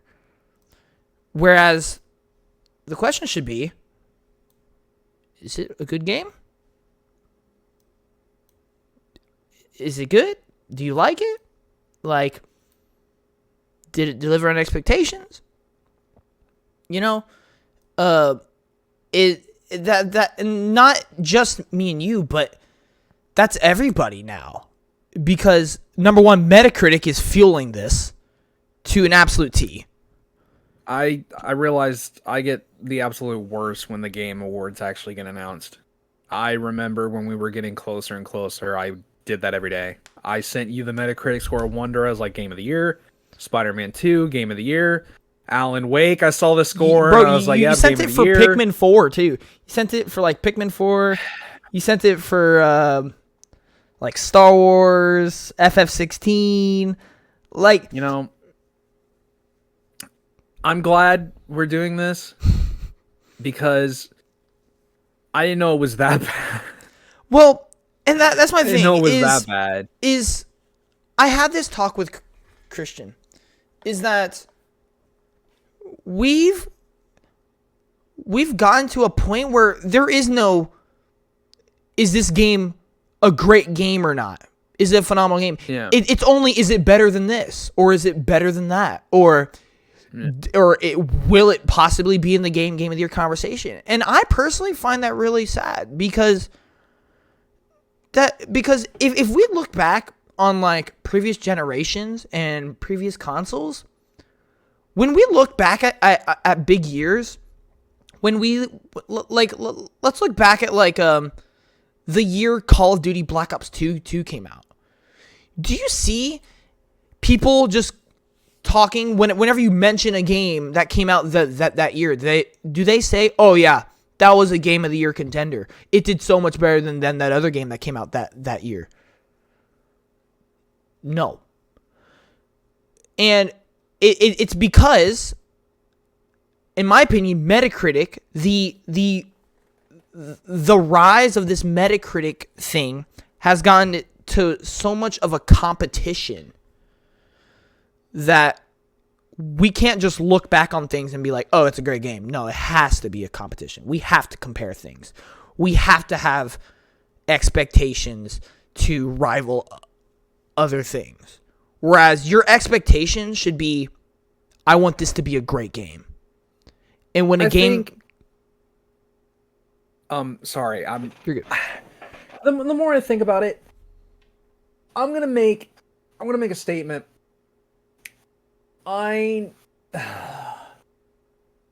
Oh God. All right. I'm actually debating this because I've realized this is like a problem, and it's like whether like I'm doing it. I feel like in different terms. I am doing it more because I feel like I like to see competition, which I don't know. I guess that just excites me. It's not like Competition is exciting. I'm not going to deny that. Competition is exciting. like, but I feel it like- comes to I a feel certain like- degree, though. Yeah, I feel like that's why I do it, and then I get a little bit too into it, and then I start to take it like a little too far. Like I'm like, all right, yeah, this is Game of the Year here. Right. Well, Or, that's my whole argument. It's not the fact that there is competition. It's just the methods and the way people do it. Like, Yeah. this year we have, like on Twitter today, I started seeing it already. It's like, oh, let's do recaps of everybody's years. Here's all the games Xbox put out with their Metacritic score and that average of all their scores. Rather than just saying, you know what, Xbox had a really great year. PlayStation had a little bit of a drive, but some good games. No, let's compare all the numbers. Bro, I'm pulling out my stats. Click. Bro, this game did so much better than that. Oh my gosh. No, like, are you, like, come on.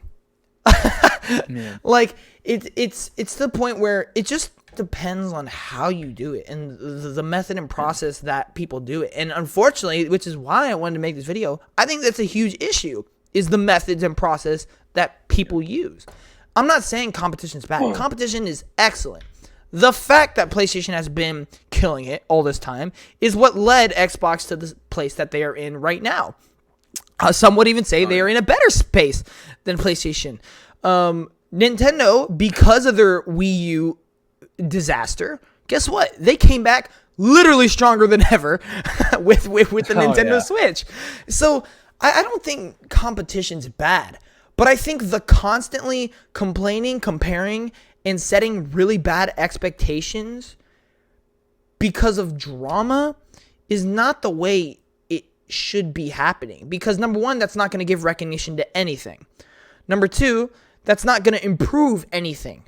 It's literally just going to make it annoying for people like myself. I personally find it really annoying when I'm playing this brand new game and I can't go 5 hours into the game without looking at Twitter or talking to a friend. Other friends have done this too, Austin. It's not just you. And no, it's fine. We can't just talk about the game. We have to talk about how it holds up to everything else. Yeah.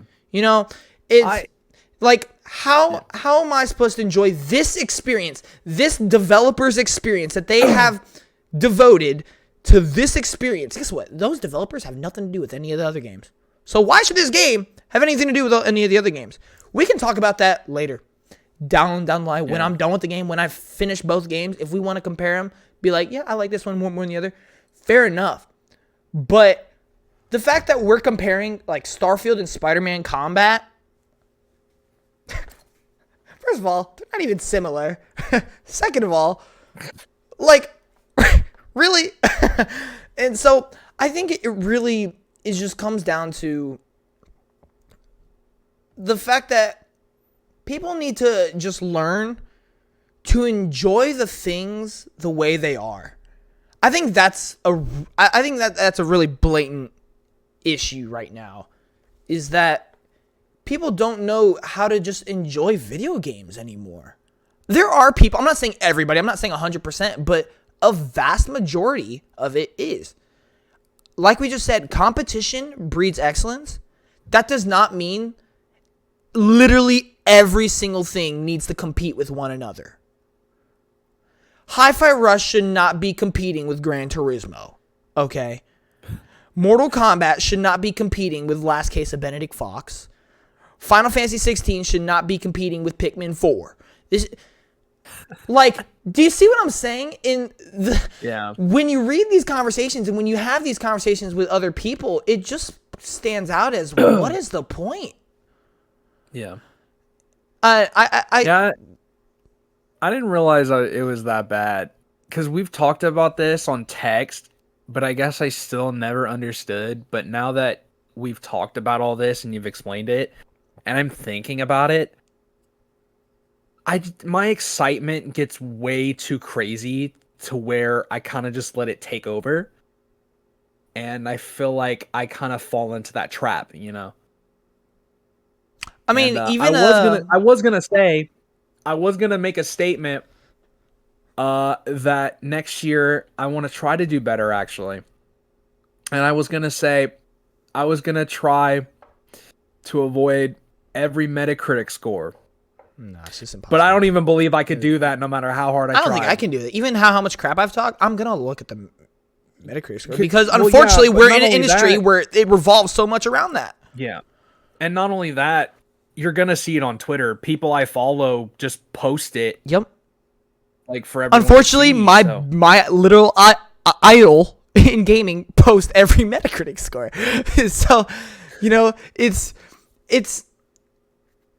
not it's a thing we can't escape. But just because we can't escape it does not mean we need to feed it. Yeah. We can fend it. You know what I mean? It's. Yeah. I think even when we were doing the red versus blue pill, I think you made a comment about Mario Wonder being better than all the other games on there. I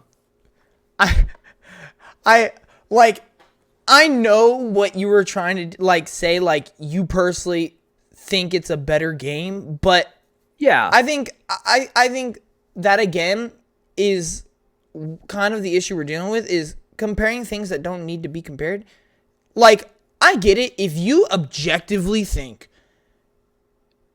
like FF7 is better than FF16, that is okay. But why are we objectively comparing games like Death's Door to Bayonetta 3? Well, the problem is that's the whole point of red pill, blue pill. You choose the games that you would rather play over the others. So then you have to think, what do you like? No, more? I get that. I'm not talking about the whole game red versus blue. I'm just saying during that video, you said that Mario Wonder was objectively better than all the other games. When I don't really know what metric you were going off of. I mean, for me, how I'm looking at so many games this year now is what do I believe is the most consistent amount of fun without dealing with tons of problems or dips in something that could negatively affect the fun of it. But again, what are you going off of metric wise? Because that's just your opinion. Well, yeah, that everything's an opinion. Exactly. There's no facts about it. Exactly. So then the thing is why do things have to be objectively better?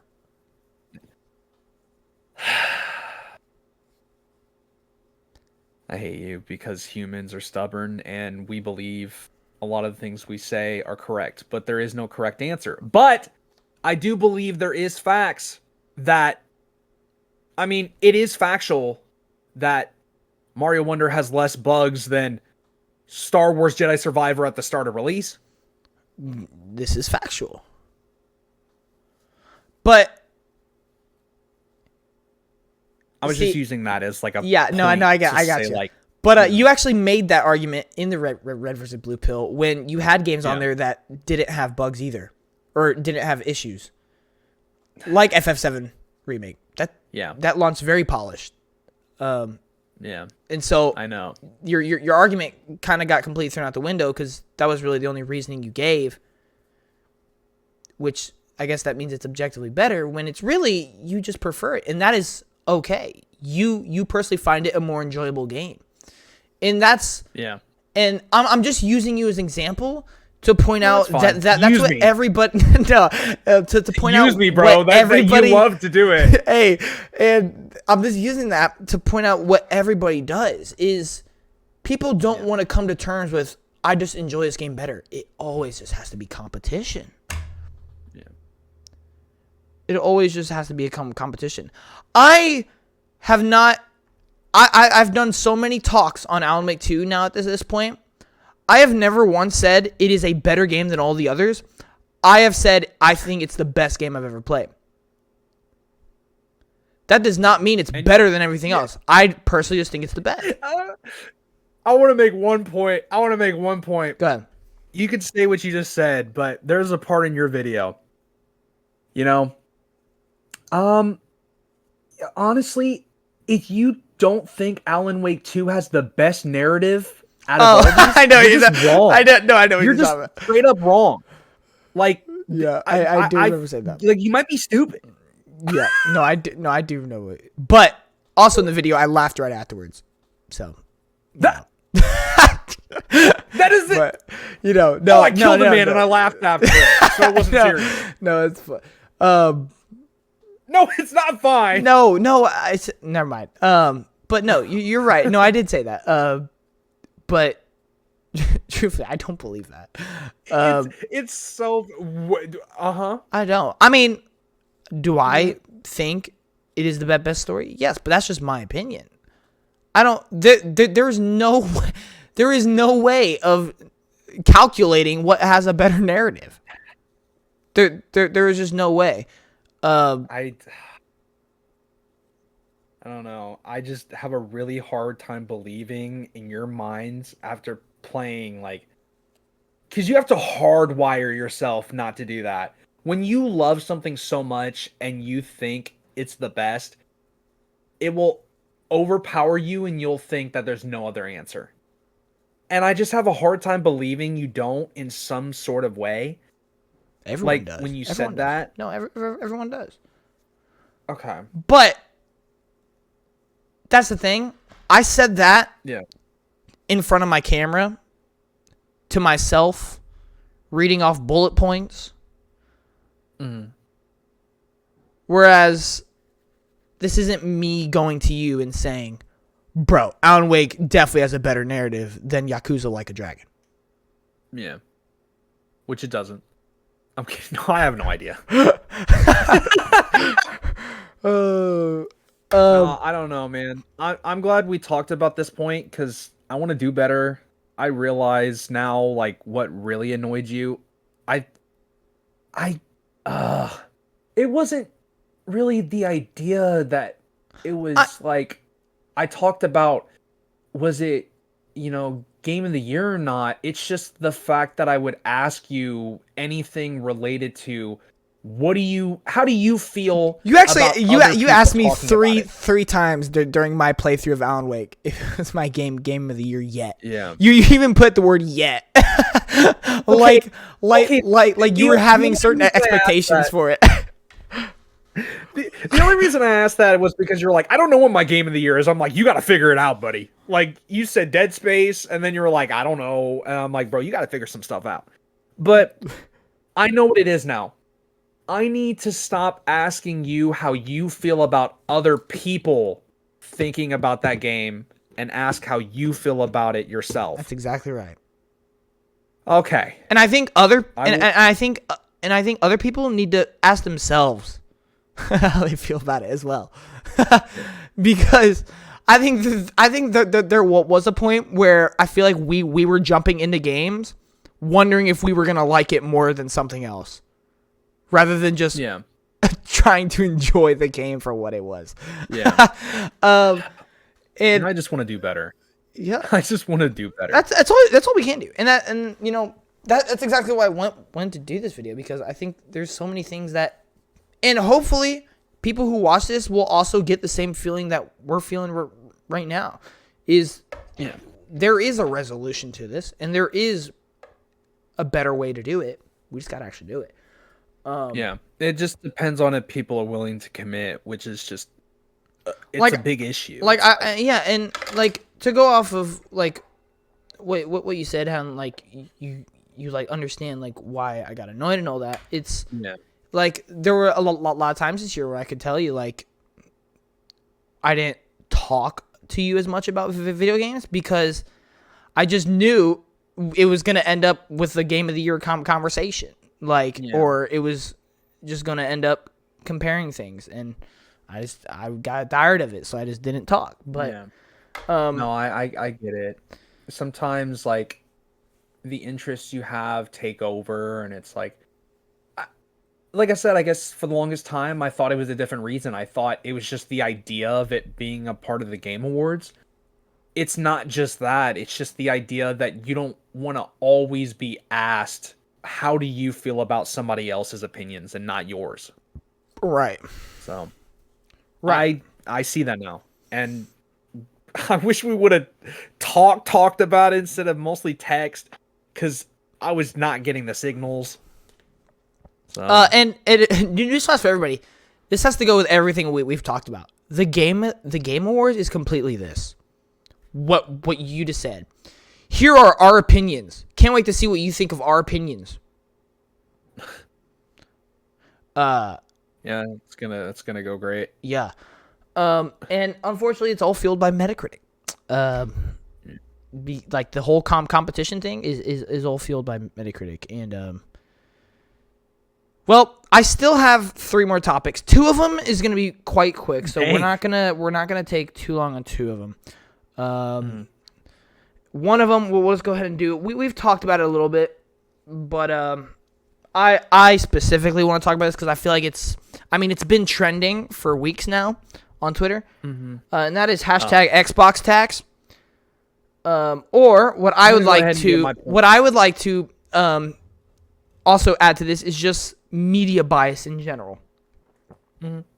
Go ahead. Yeah, I'm just gonna say one thing, okay? Because I'd rather let you explain it. That's your baby. That is you're like its child, pretty much. But I have one thing. I'm just gonna go ahead and like put my perspective because I feel like I have less to say. The whole thing of Xbox tax, like Xbox tax, I understand it. I do. The problem is I cannot confirm it no matter what because things look suspicious, but that doesn't instantly confirm it. Like, I think there are some very suspicious things that have happened that make people believe Xbox tax is a real thing. Notice how every game for Game of the Year, for most of the Game Awards, I'm pretty certain, the highest rated game will usually get nominated for Game of the Year. Forza Horizon 5 was the highest rated game of the year, and it was not nominated for Game of the Year. Unfortunately, then there's the question of, was it not nominated because it's a racing game? Because it's a car game. It's a game that focuses on cars and racing. Because a lot of those games don't get recognized because they're considered not innovative, or they don't serve the same purpose as some of the other ones, like an action adventure or an RPG. Those things look very suspicious. It makes things look very, very, very not great. But then, you could say that, but then you look at 2021 and you see Psychonauts 2 getting nominated for Game of the Year, which I think a lot of people ignore. Yeah, that Xbox was actually, they were actually noticed. They had an actual contender for that category. And I feel like a lot of people tend to not look at that. I feel like, especially after watching a YouTuber me and John really enjoy, Mighty Keith, he didn't even mention, he made a joke about how Xbox hasn't had a Game of the Year contender in forever, when Psychonauts 2 was literally an Xbox exclusive. No, it was not. So it's like, no, it was not. It wasn't? It was not exclusive. What? It was not exclusive. It was on PS5, but it was an Xbox game, though. What? Yeah, it came out because they signed a contract before they were bought out to make it multi-platform. So it's also on PlayStation? Mm-hmm. What? Wait. But that still doesn't kill your argument, though. It's still a first-party game. And the whole thing is Xbox hasn't had any first-party Game of the Years. That's still false. It was on the PS4. I swear it was on the PS5, bro. I'm not seeing I'm seeing all platforms. Either way, it wasn't Xbox exclusive because Series it's on X, PS4. PC, PS4. And... Wow. I did not know that. I had no idea. Wow. I'm mind blown.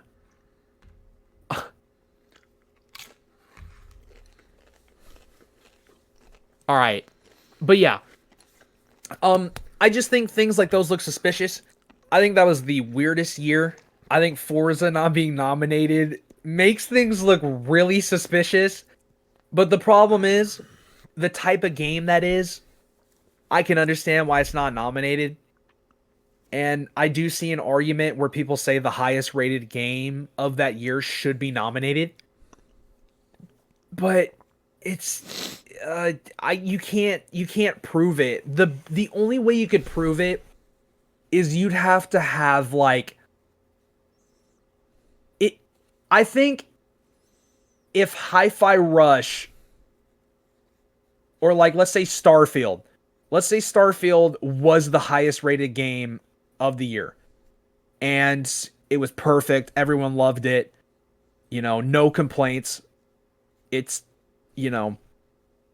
genuinely considered maybe like one of the best games of the year, and it doesn't, then it looks a little suspicious. Just because it's an RPG, RPGs are loved. It's one of the biggest genres. And I feel like that would really make things look bad. But it's hard to confirm it and everything. but there will always be biases. There always will. And I feel like Xbox has the least amount of bias from all of these reviewers and the jury that is working the Game Awards. So I do think there could be potential, like a tiny bit, but I can't prove that. But all right, I'm done. You go. Man. Nice. Right when I tell him to go, bro starts eating. Yeah. Wow. Oh, great. So yeah, check out my YouTube channel _Axiom. Looking to upload hopefully soon. Next year's looking great. I'm gonna be on top of it next year. I'm gonna go crazy.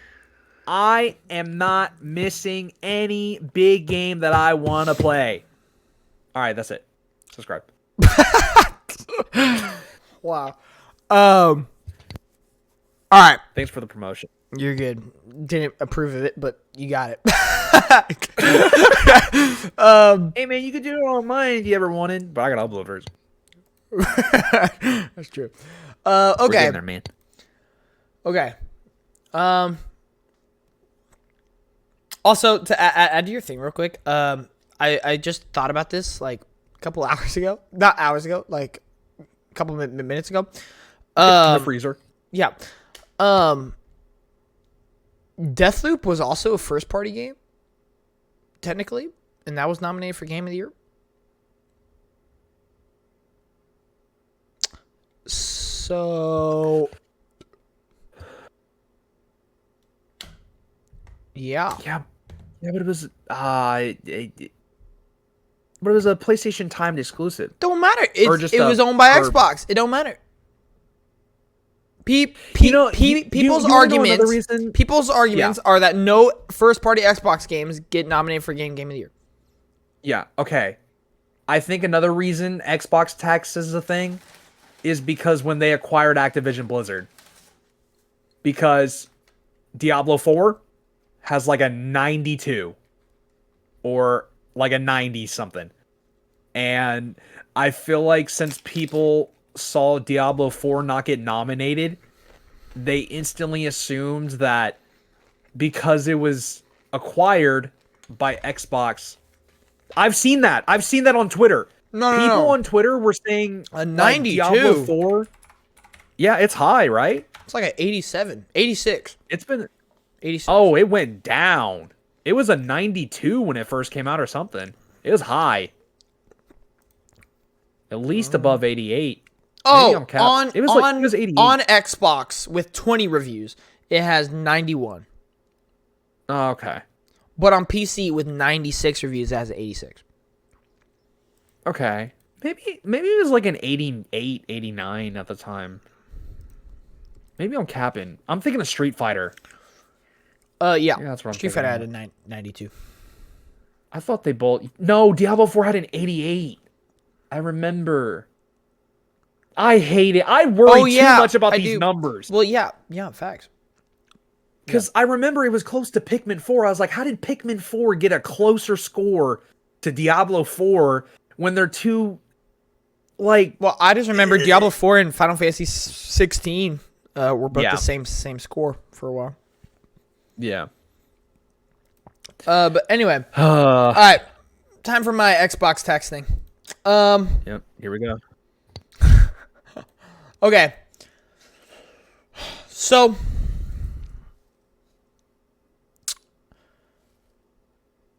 trying to figure out how I want to structure this rant, I guess. I think you just got to go in. So, I I think think going aggressive. it's pretty it's pretty obvious. I'm an Xbox guy. It is my brand of choice. It's my platform of choice. I've been an Xbox guy for forever. I've defended Xbox through thin and thin. I've been there through the gutter. Xbox One. I've been there for the highlights series. And I think it's fair to say that I've criticized them when needed, and I've given them pros when needed, compliments, if you will. And you know, I've given defense for the Xbox community for a long time because they've been through a lot. They have they have reasons to be upset for a lot of things. And I hate to say it, this is not one of them. This is not one of them. I'm very ashamed of a vast majority of the Xbox community right now, because I'm not going to lie, I even told Austin, I think there absolutely was Xbox tax. That's what I told him. I absolutely do think there's Xbox tax. Oh, yeah, he did. But after more consideration, I think that's wrong. I think it's kind of delusional of me, because here's the facts, right? If we take out quantity, okay, if we take quantity out of the equation, like we said, Forza Horizon 5 was the highest rated game of 2021. Psychonauts 2 was nominated for Game of the Year. Deathloop was also nominated for Game of the Year. Deathloop scored incredibly well. Ghostwire Tokyo scored decently. Halo Infinite scored very well. Starfield scored decently. I'd even say pretty well. Hi-Fi Rush scored really, really well. Redfall did not, unfortunately. But guess what? That's actually a bad game. And here's the thing. Just because, and I feel like most of this started because Starfield and Hi-Fi Rush didn't get nominated for Game of the Year. Like we just said, pretty much the 6 most mainstream games with the highest scores got nominated for Game of the Year. It's as simple as that. The 6 most mainstream highest scored games got rated for Game of the Year. If it was any other year besides 2023 where it was unrelentlessly high quality releases throughout the entire year, then I think both of those games could have had a really good shot at being nominated for Game of the Year. But you are sitting here and saying that there is Xbox tax because Starfield didn't get nominated above 20 other games that had a higher score than it. I just think that's wrong. I think that is purely unwilling to accept that it's not for everybody. Now, here's the thing, guys. I haven't done a review on Starfield yet. I think it's okay. I really do. I posted this on my Instagram. I posted this on so many videos, so many podcasts. I've stated this for years. Ever since me and Austin became friends, I've been telling him my most anticipated game, period, was Starfield. It was my most anticipated game forever. Pretty much. My most anticipated game I've ever had. I've never been more anticipated for a game. And honestly, I'm having a really hard time putting it above a 7.5. Maybe even 7. I don't think it's a bad game. I think it's a good game. But I don't think, number one, that it not being nominated means anything. I don't think it being nominated would mean anything. I don't think it scoring where it scored means anything. Because at the end of the day, I have my opinion. And others have their opinion. We've already discussed the importance, or not the importance, but the meaning behind Metacritic scores. It's just a compilation of people's opinions. And whether you want to accept it or not, Starfield is a divisive game. It is a divisive game. People love it. People hate it. People think it's okay. I'm on that board. The fact that that is the case, don't you think that score kind of makes sense? Now, I don't think a score should be there. I'm not saying, oh, the Metacritic score means everything. But if we're going to do that whole Xbox tax because of the score and because it didn't get nominated, that's why. That is exactly why. Hi-Fi Rush, like I said, has lower than the other 6 that got nominated and is nowhere near as mainstream. It's as simple as that. We've seen it in past Game of the Years. We've seen it in past shows. That's just how things go. That doesn't mean there's an Xbox tax against it. to put it simply, I don't think there's Xbox tax towards Xbox.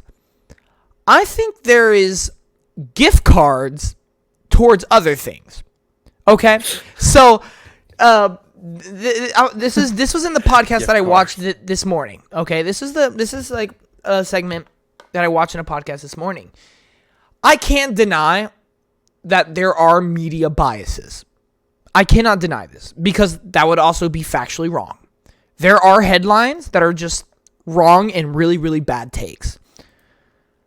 I don't think there is an Xbox tax as much as I think there is a PlayStation gift card or Nintendo gift card or, like big third-party gift cards, okay? Because at the end of the day, we can't deny all the different posts and media blogs that are towards Xbox in a negative way or vice versa, benefit other companies when they don't do it for Xbox. Because yes, unfortunately, there are companies like IGN who will post a post on Twitter that check out why we gave Starfield a 7 out of 10 20 times within a 1 month period. And then like it doesn't make sense, or why they keep posting about Redfall all these months later, even though almost everybody's forgotten about it. There are things like that are really, really questionable. But how they say Spider-Man 2 has to be an 8 or above, and if not, it's like it's not right. Right. And that's also the thing is I do think there is a bias towards it, but I don't think that's due to Xbox tax, because if people are defining this Xbox tax by the scores and by nominations, then you are just wrong by default. If you add up the last, and I did my research before this, if you take the last 20 first-party PlayStation games that have released, and you take the last 20 Xbox game for first-party games that have released, and you combine their Metacritic score and find the average of those 20 games, guess what? Xbox has a higher score. Xbox actually has a higher score. And you know why? You know why this is so funny? Because I find it so hilarious that Xbox finally had one good year. I think this was a great year for Xbox. I really do. I think it was a great year, and I think next year looks even better. Because we had one great year, and we didn't get any nominations that people care about, people think there is a tax, when truthfully, what this means is Xbox had a lot of work to be done. They have a lot of work to do. And there were other great games. That is all that means. Ladies and gentlemen, how long have we been in the dumps with Xbox? Almost a decade by this point. And the same people who say there are Xbox hacks are the same people who have made videos, who have made posts criticizing Xbox about their first-party output, who have criticized their terrible schedules with so many games, and are now saying there's an Xbox tax, when clearly they know exactly a big problem that Xbox has had for the past few years. I think it's very evident Xbox has been very subpar when it comes to first-party releases compared to everybody else. But that does not mean there is Xbox tax. Just because they finally had one good year and nothing got nominated, that matters. I want to jump in here for 1 second. Okay, good. I think... Hold on. You're good now? Yeah. Okay. Sorry. I plugged in my LAN because my internet on my PC becomes weird for some reason. I mainly wanted to talk about some of the points of why people believe Xbox tax is a thing. And unfortunately, some of them I believe are reasons that you could believe. Like with Deathloop. I've seen a ton of people say that since it was a timed exclusive on PlayStation, it got nominated, and if it came out on Xbox right away, it wouldn't. I've seen a lot of conversations like that. Most of them actually relate to that, saying that if it released on a different platform, it will probably have a better chance of getting nominated than any other console. Which I'm not surprised they've come to that conclusion, because there's been a couple cases where it has happened. But that's not to say that it's 100% a thing, you know? If Sony paid for something to be on their platform before you acquired them, it's like, I mean, it is what it is. And, oh man, I don't know. I understand what people are saying, but there's not enough evidence to support it. I feel like it's just... Well, here's the big problem. Why I think this whole Xbox test has kind of gotten thrown out of proportion. I think for sure, I'm saying now, there are specific outlets who are biased towards Xbox, like biased against Xbox. I think that is true. But here's the thing. Everybody's going to have bias. We have just come to a conclusion. People have bias. That's just human nature. People are biased. And critic reviews are just their opinions. That's all it is. So, your opinions are going to be biased. And there you go. But here's the problem where I think this whole thing gets thrown out of proportion.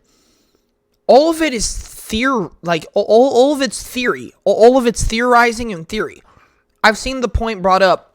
If Xbox made a frame-for-frame game just like God of War Ragnarok, it would have been nominated for Game of the Year. It would have been 95. Would have been the same score.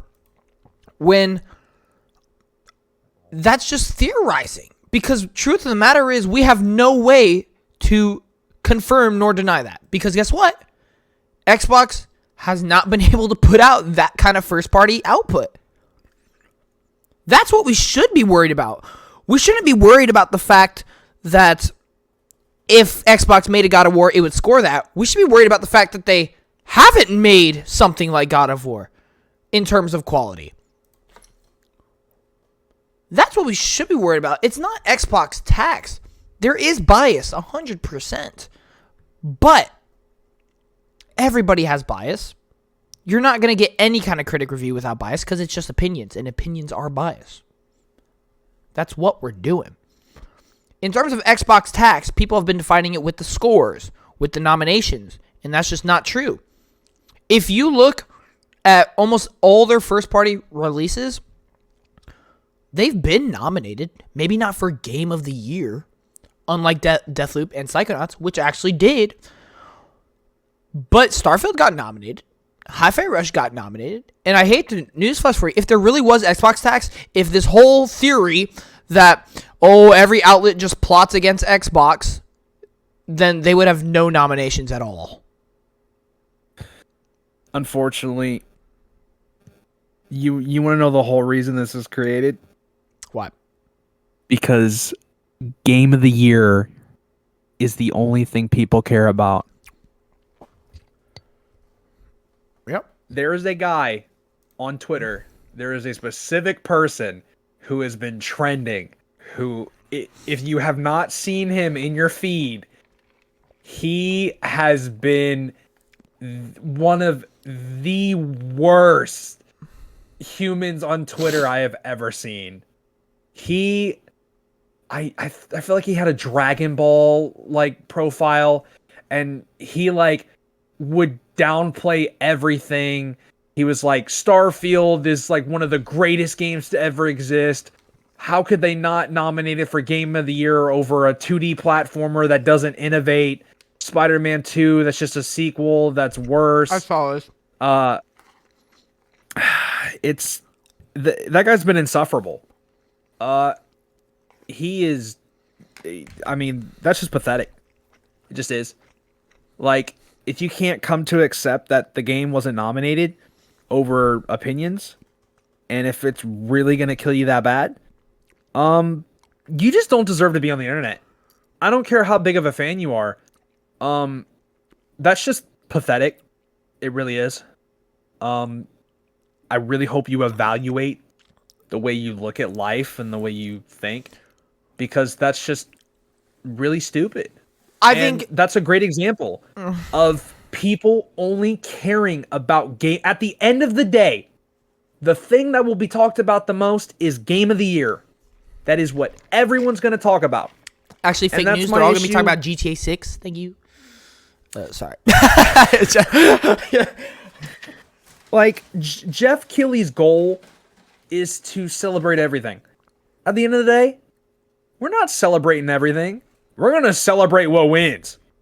People are going to celebrate, what won Game of the Year. Yeah, last year, oh man, that's crazy that most people walked out being happy that Elden Ring won Game of the Year. Most people won't even talk about anything else because they don't care. That's all it really matters, and I'm victim to this. I am victim in some way. I care about a lot of these awards, but with what John said, when it was getting close to time, I was curious to see what was going to get nominated, and I was excited to where I would every day look at Metacritic and see what had that highest score to be there, to be Game of the Year.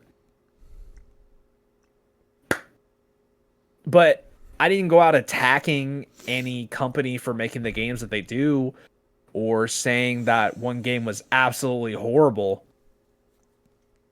But people like that, like the one guy, it's just insufferable. It's a side quest that people treat as the main mission. Yes. Low key. Like, Yeah. that's really it. You said something that I was gonna elaborate or bounce off of when you first started. Gosh, what did you start the thing by saying? What did you start your segment by saying?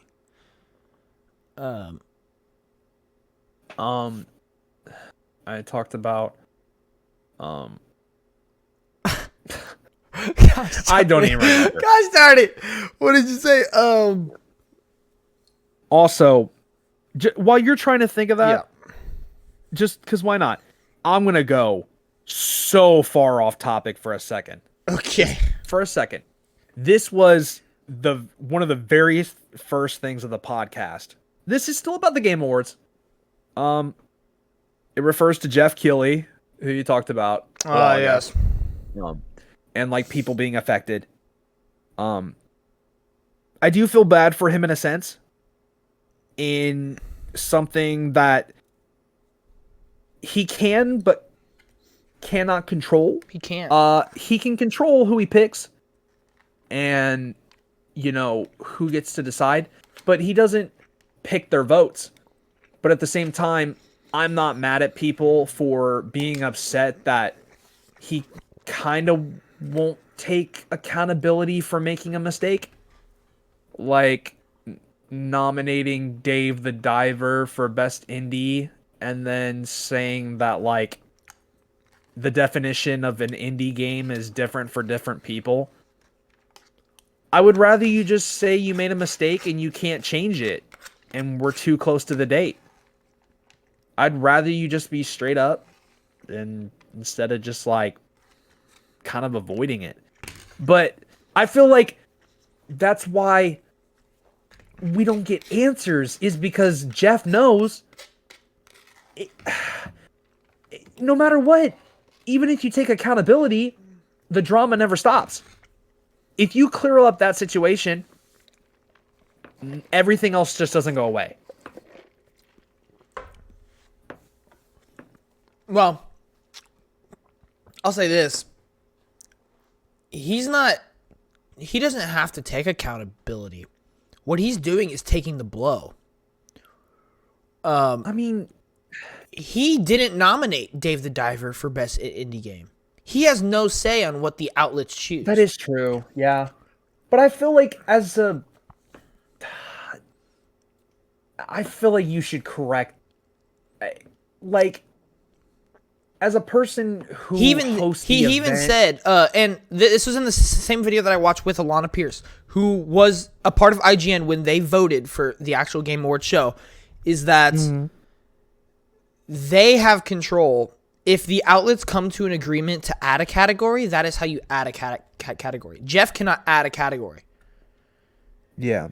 Like the whole add remake / remaster category, that is not in Jeff's hands. Simply the way the voting works is they are given the topics and they have like 5 minutes to just jot down the games that come to mind when they see the category. So when they see indie games, they probably just jotted down Dave the Diver because it looks like an indie game, and now Jeff's basically having to take the blow. I know, but as a host, as your event, you can enforce things to change if it's not correct. If it's just not at all, if it doesn't make any sense. Well, this is why the whole Game Awards is messed up entirely, because if he did that, then he could be accused of rigging, because the whole system is built on these over 120 outlets. Yeah. That's the problem, and that's why this whole thing is screwed. Is the board, the outlets who are super responsible for this whole voting and awards process is responsible for all this. And if Jeff was to change it, he basically breaks the rules. I get that, but that's why I say he should only change the things that make sense. If something is factually not right and it shouldn't be there, like Dave the Diver not being an indie game, I believe they should fix that. Because that doesn't make sense. They should fix that. I agree with that. Jeff can't do it. He's just the can't. host. The host doesn't mean host does not mean director. He hosts. He talks. I guess. He announces things. He talks. That's it. That is what a host does. Okay. The host of of the Oscars. Do you think he has control of the Oscars? No, he's the host. No, I didn't even think. Like, for some reason, I always pictured Jeff as like the owner, because he pays for it. But guess what? Yeah. That's why all the ads are there, because he needs it. But he set up a system. You can go to the Game Awards website. You can look at the Q&A and everything, and it says, here, I'm gonna pull it up just so we can see. I'm gonna pull it up. Unfortunately, this is the system that has been brought out. So here we go. This thing, and I'm reading off of the website right here. The awards process. How are nominees selected? Nominees for most categories of the Game Awards are chosen by an international jury of over 100 global media and influencer outlets, selected for their history of critical video game evaluation. Specialized juries also convene for other categories, including esports, accessibility, and best adaptation. Each voting outlet completes a confidential, unranked ballot based on the collective and diverse opinion of its entire editorial staff, listing out its top 5 choices in each category. Ballots are tabulated, and the 5 games that appear on the most ballots are put forth as nominees. In the event of a tie, 6 or more nominees will be announced in a category. Game Awards producer Jeff Keighley is not a member of the jury and does not vote on the nominees or winners. Similarly, the Game Awards Advisory Board has no involvement in the awards process and learns of the results at the same time as the general public. Okay. Why do you use this jury for selected nominees? Given the sheer number of games released each year, as well as the extended time required to fully evaluate products, a voting outlet approached allows for the widest possible critical assessment. A ballot submitted to the Game Awards represents the collective opinion of an entire outlet. Let's see. All right, I have been educated. Yes. I So, understand. unfortunately, this is basically I saying, always just thought of him as the owner. well, know? he is sort of. That's the thing. It's like, let's say you take the NFL, okay? The NFL. Uh-huh. The guy who started it, he can't just walk up and change a rule. Yeah. It's just not how it works. There are board of directors. There are jury. There are people that, unfortunately, one person cannot make all the calls. Yeah. And so, due to this unfortunate system that they've set up, Yeah. he can't do anything. Yeah. It's more of the jury not wanting to fix their mistakes. Right. Because they don't care. Alana Pierce said when she was at IGN and when everybody was filling out their ballots, like, they did not care. They, like, did it in 5 minutes and sent it away. It was like lazy voting. And so she said, if we don't care, why should you guys care? They don't care enough about the awards or categories to do anything. Which is why we shouldn't care, because, like, it's literally just lazy popularity. That's all it is. So, unfortunately, Jeff is just taking all the blows for this screwed up system, flawed system that they have. I had no idea, like, really. They just 5 minutes. Yep. No, like, barely any thought. Just. Yep. Literally just the first games that come to mind, which is why the whole recency bias is 100% a thing. Because, I just finished this game. It was really great. Let me just jot that down real quick. I want that's why at this point I just want to do, like, actual game developers that work for companies. Because I feel like they'll actually care. Yeah. But that's oh, now I don't even care at all then. I literally, like, don't care about any award now. I know, that's what I've literally been saying. Like, It's if I thought these people actually cared. no, they don't do Like, research. I thought they don't do nothing. I thought they actually took the time to, like, think about what they thought was actually. Wow. Nope. That's. It's just like Lana Pierce said, like, when she was in IGN, not everybody there played every game. Therefore, the majority of games that were played were the winner of their votes, regardless if they thought it was a better game. It wasn't a combined effort they evaluated. People just wrote down their favorite games, the ones that they played, and turned it in, and that's how they decided. I didn't even think about it. IGN also has multiple reviewers. So, Yeah. if they pick one over another and the other hasn't played some of the other ones they haven't, they're going to pick whatever was their fit. Oh, this is garbage. Yeah. This is awful. I know. Yeah, I don't care about the awards anymore. They suck. They're It's just a popularity My contest. opinion matters, and that's it. Right. Thank Only you. Thank you. This is what I've been trying to convey Your forever. opinion sucks. But Are you serious? yup. That is so bad. Yup. What, Jeff, Which is why why did you hire these people? Which is why look, if I go to let's see, do they have on here somewhere where I could see jury? Let's look at all the jury here. All right, we got the US. We got the UK. We got Argentina. We got Australia. We got Benelux. We got Brazil. We got Canada. We got Chile, China, Colombia, Croatia. Is that how you say it? Yo, Chile? Chile? Denmark, Finland, France, Germany, Greece, India, Italy, Japan, Malaysia, Mexico, Middle East, Peru, Philippines, Poland, Singapore, South Africa, South Korea. You get what I'm saying?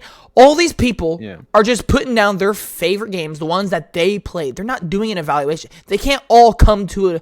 You think you're going to have a Discord call of all these outlets and everybody who works in their outlets and trying to come to an evaluated decision of what game is objectively better? Yeah. It's not possible because, number one, not all of them have played every game. Yeah. It is literally a lazy popularity contest. Yeah. I don't want to watch the Game Awards anymore. I don't even care about the trailers, mid. They don't even care about the trailers. Why should I? Okay, well, hang on. I'm kidding. Yeah. That is the worst. Just cancel it. Okay. Don't call it the Game Awards. Call it. I'm mad. I'm actually mad. I'm like really upset. Jeff. You want to talk about Keighley. why Final Jeff Fantasy Keighley. probably didn't get nominated? Hold on. Let me cook. Jeff Keighley. Jeff. Why did you hire people that don't even care about what they're reviewing? Why? Hire me. I Like- played too many games. I still have more to play. I added some indie games to my list because I wanted to kind of focus on some indie games and because I'm doing my game. Yeah, I Awards added a type of whole video bunch of games thing. on my list since I got my ROG Ally. I've added so many games. Oh yeah. That's Um, give it a little bit of time and I was gonna wait on your opinion a little bit because I don't know I may want to get one, man. I don't know. honestly, Maybe. I mean, unless you plan on getting one within the next year, I'd wait until 2025 because the Steam Deck 2 is gonna come out in 2025. Low key. Okay. Yeah. But yeah. But anyway, back to our Yeah, sorry. original topic. I personally don't believe in the Xbox tax.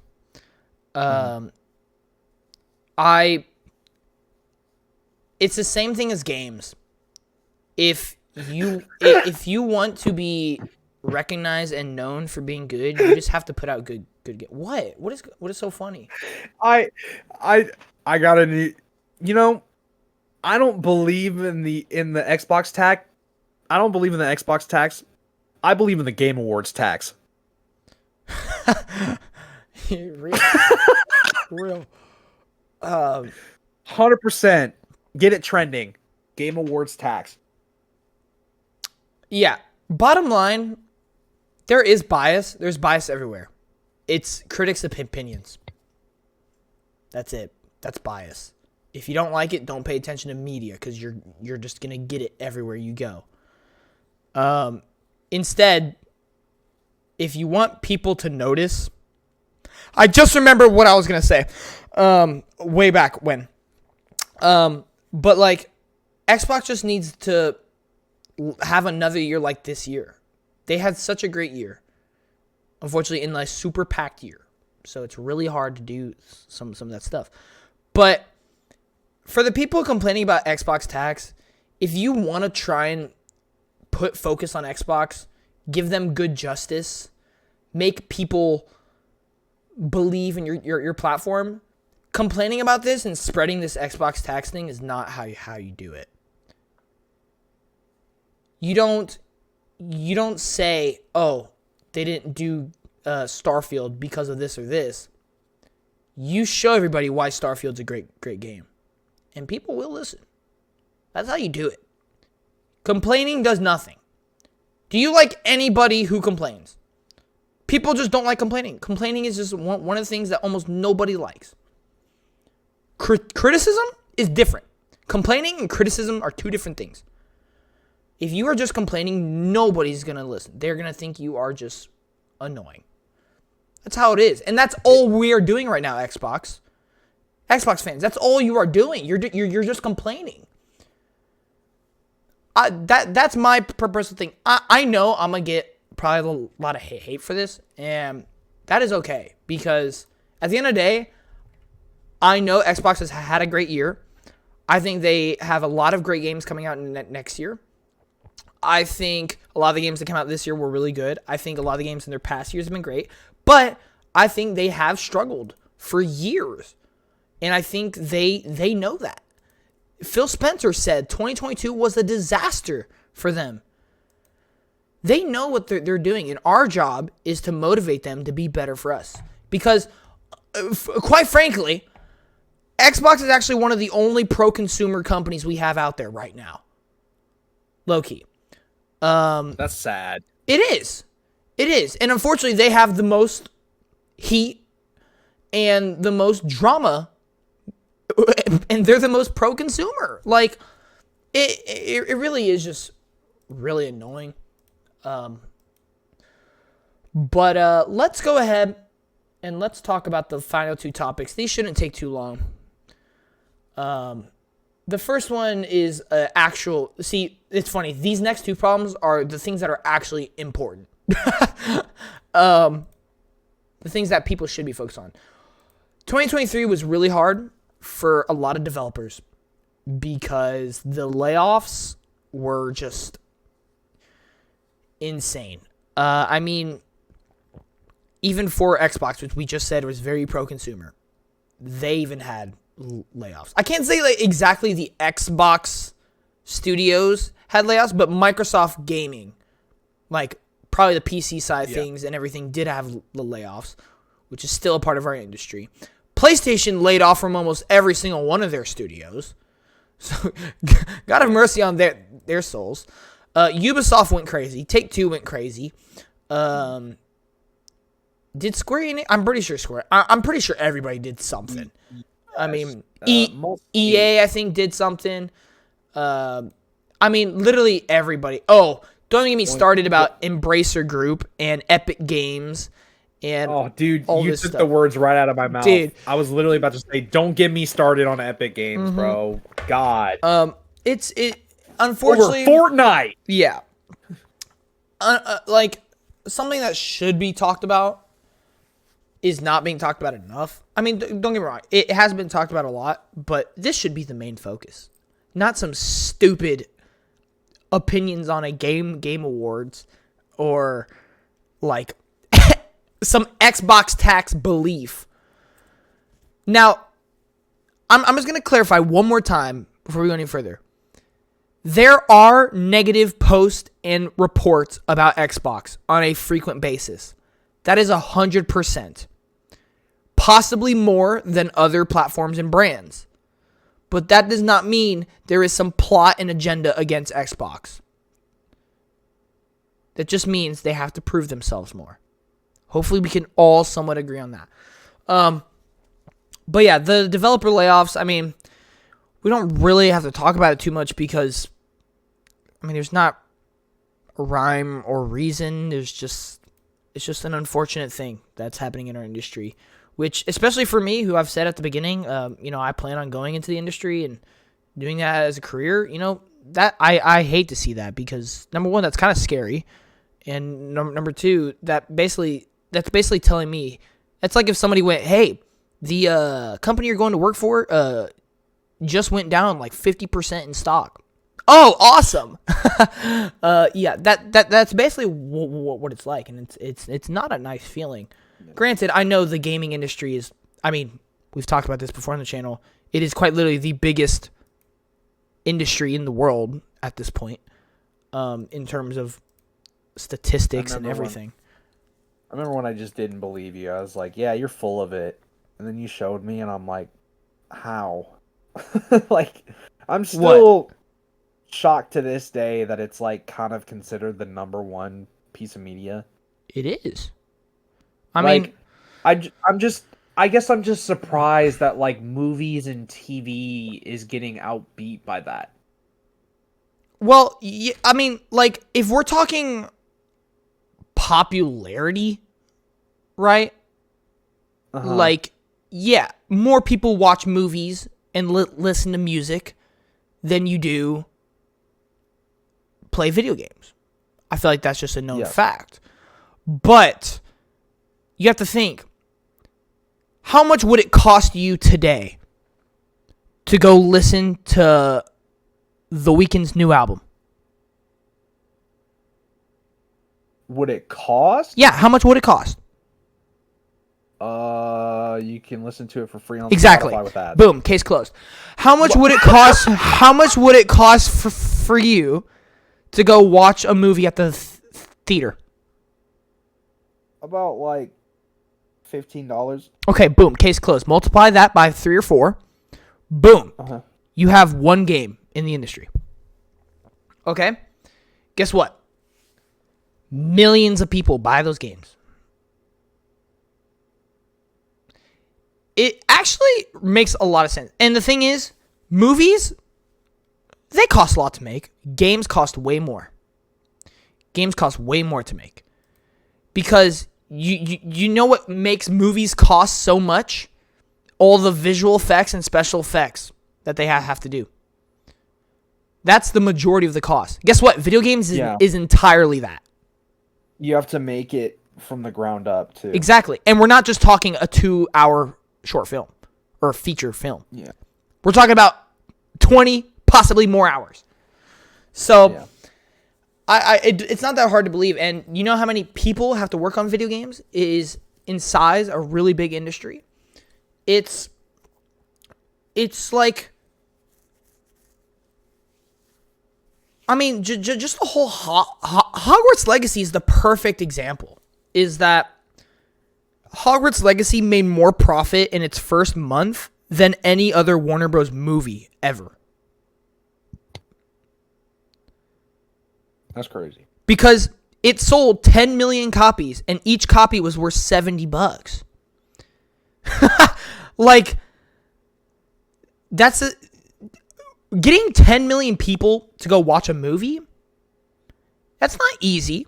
And they're only paying $15, meaning they're going to have to quadruple that to match what the game is doing. So it's not that shocking to me, but unfortunately, that is kind of an issue that we're having right now. Is the other issue I'd like to bring. This is the final topic for now, and then we're gonna we're gonna have a little bit of a positive thing at the end. We should all quit playing video games. Yeah, the forever. positive is delete Twitter from your phone. No, Get a job. Go touch grass. literally. All right, but my final topic is, Get a woman. and this is kind of like, it's very specific, but I think a lot of AAA game development is very unhealthy right now. Because, number one, games have gotten so expensive to make. And because of that, we've already discussed how Metacritic has like the biggest influence on a game's success.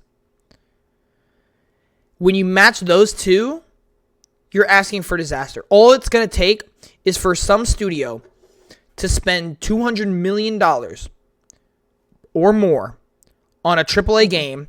It gets scored in the dang 70s, which is still a solid score, and like barely anybody buys your games, which leads to the downfall of the studio, which leads to them going out of business and the game failing.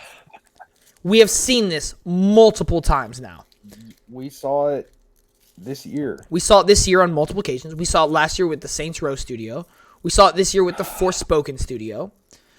As much as there are so many great AAA games coming out, there are unhealthy situations with it because it costs so much. And because success relies on so many factors now than just you playing a game and having an opinion. Now success relies on media. It relies on a score on Metacritic. It relies on what platform you're on, right? Because Final Fantasy 16, while it sold well, was still unfortunately considered a disappointment by Square Enix. Because you know why? They wanted Final Fantasy to make up all the lost profit from their past 4 games that flopped. It's so unfortunate because AAA games are I talked to this I talked about this with Christian. We've gotten to such an unhealthy point with it that AAA games are more risky than indie games now. There was a time when indie games, people would leave their entire life behind, put all their life savings, put all their money, all their time and effort into an indie game, hoping that it would blow up and make them successful. Now that's what studios are doing now. Some studios only get one chance to do it now. And if they mess up, that's it. Game over. Unlike studios before that would just pump out a few AAA games per generation, now we've gotten to a point where most studios can only get one game out within a generation. Because development has gone so long and development has gotten so expensive that's the reality we live in. Whereas indie games, they've pretty much just stayed the same that they were. Sure, it got a little more expensive because of technology and everything. But at this point, AAA games are almost just as risky, if not more risky, than indie games. There are studios putting it literally all out on the line to make this one game. And if it fails, which can be a very high possibility because of so many different metrics now, that studio can just say goodbye. It really is scary. Like it's very unfortunate. Like I mean, let's see, a good example right now would be probably, honestly, Bungie. As of recently, there was a report that if they weren't acquired by PlayStation, they would be in huge jeopardy. You know why? Because people started not liking their game, and they were having to put so much money into their AAA live service game that it was starting to hurt them. And they were losing so much money that to start a new $100 or more million project was almost impossible. Think about that. If it, I know this is going to be the weirdest example. Austin's going to laugh at me. If I'm in Planet Coaster and I am losing hundreds of dollars at a second rate, at a second rate, I'm not going to spend money to build a new giant coaster because I don't have it. I'm just going to keep on going down, and I'm just going to reach the point where I can't do anymore. Number one, that's why live service is failing. That's why that whole thing is an absolute fiasco. And that's why a lot of AAA games are failing. And that's why a lot of AAA studios are failing. It really is just a really unfortunate thing. And honestly, while I'm on the topic, I didn't have this, but now that I just remembered, live service is an issue all on its own. I think the whole live service thing, dude, it needs to go. Live service games need to go. Yeah. That's really all I gotta say. I mean, I don't really think it needs an explanation. It just needs to go. There are multiple games being canceled, which is another issue in the AAA scene. I feel like every month we're hearing new cancellations. We're hearing delays after delay after delay, which I don't think delays are necessarily a bad thing, unless your game's like Knights of the Old Republic, which is just an absolute chaos machine at this point. You see what I'm saying? Yes, there are great AAA games. This year is a perfect example. We had so many great AAA games. But there's also a lot of unhealthiness going around it. There is also, I would like to throw this out too. Yes, there are phenomenal games that came out this year, but they also could have been better if they would have had a little bit more time to cook. There is a genuine consensus nowadays that games are being released unfinished, which Yes. I completely believe. That is another issue. Which I don't think is the worst thing, like, because DLC is just so popular now. But when you release something like Jedi Survivor, unfinished, it has bugs, it needs time to cook. And you don't do it and you release it. Come on. Like, they finally gave it they needed about 6 months or so, or like several months, in order to get that game to working what it was supposed to. Like, a lot of games are just kind of coming out not finished and unfinished and need to cook. But I feel like the reason they come out unfinished is because I feel like companies are pressured to just put something out. And if it's good enough, it's good enough. You know? Yep. I feel like quality sometimes isn't there as much. And unfortunately, there are a lot of studios, and we've seen it, where they don't even get the opportunity to fix it. The launch is so bad that they can't recover. Saints Row is a perfect example. That game really never got fixed. It's so sad.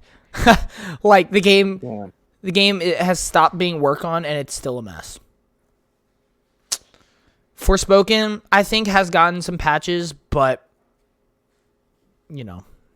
That game didn't need, like, it just needed a rehaul. Yeah, it needed a lot of stuff. So, yeah, and, you know, we can't really do anything about the AAA scene, unfortunately. We're just consumers at the time being. And so it's just really unfortunate. Like, this isn't really a conversation for us to make changes. We can't really do that. I mean, maybe studios and publishers will see it and get ideas, but this is just us making everyone aware, making ourselves aware of the unfortunate state that a lot of things in gaming are. And that's why I wanted to make this whole video, because while, yes, gaming just possibly had its best year ever, I think it was. He didn't believe me last year. I was right. While it was great, I feel like because it was great, there are a lot of things going unnoticed and not getting enough attention. Because what happens is we don't bring it to attention, and then next year it hits even worse. And then the next year gets even worse. And then next year gets even worse. So that is why I wanted to do this whole video, because I've been thinking about it for a long time. Ever since the nominees were announced for Game Awards, I've just constantly having this thing of there's a lot of issues right now, and I wanted to make an individual video talk about the issue of the Game Awards, but then more issues started popping up, like the whole Xbox tax thing happened. Wanted to make a video on that, but never got to it. Wanted to talk about the developer layoffs, and so I was like, this is ridiculous how many issues there are. Like, it's one thing, a negative report comes out, you're like, oh yeah, I need to make a video on that. You're like, wait a week to do it, another negative report comes out, and you're like, man, that's really unlucky that two negative things happen back to back. So now I got to make two videos, and then another thing happens. You're like, bro, what is going on? And then you realize, no, there's actually a lot of issues. There's actually a lot of problems that you need to talk about, and some of them have been happening for years. And so, yeah, that's really why I wanted to make this video. But do you have anything else, Dad, before we close it up with something, I guess, a little more positive? I've had a fun time. I'm glad we talked about these. I'm glad I finally understand some things I didn't. Once again, we didn't argue with each other, like I said. I mean, we argued at some points, but not like... But it didn't end up in war. Yeah. Or a friendship being potentially ended. If that would have happened, I mean, we both should not be having this conversation at all. Shut up.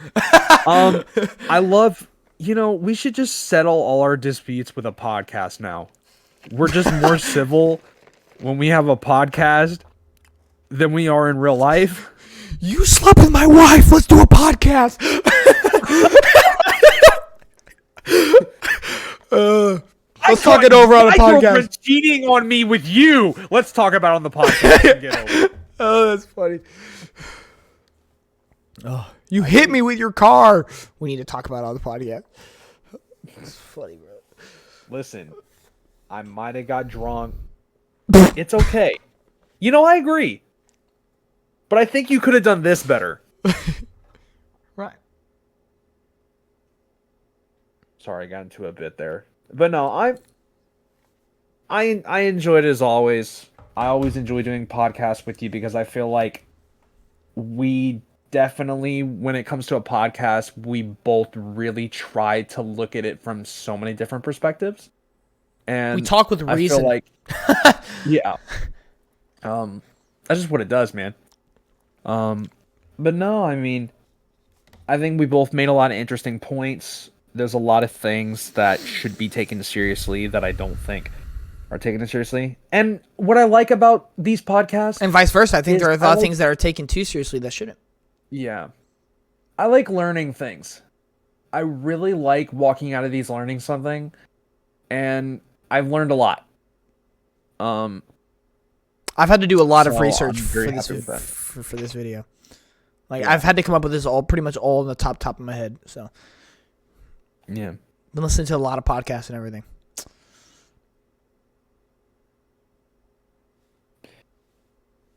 All right, well, let's go ahead and finish on a more positive note. Gaming is dying. All, we're done, guys. No, so Yeah, I'm deleting the channel. all the issues aside, like we just said, we did kind of just have like the best year like of gaming almost ever. Like, Not definitive. yeah, I agree with that actually, because here's the thing. I think in terms of in terms of quantity, I think it's undisputed. Like Yes. I think quantity, I don't really think there's any competition. Actually. Quality is where Ugh. see, now here's the thing. I think if we're looking at quantity and quality, I think it is possibly the best because while there were so many games that got 80 or above, which is great, quantity and quality.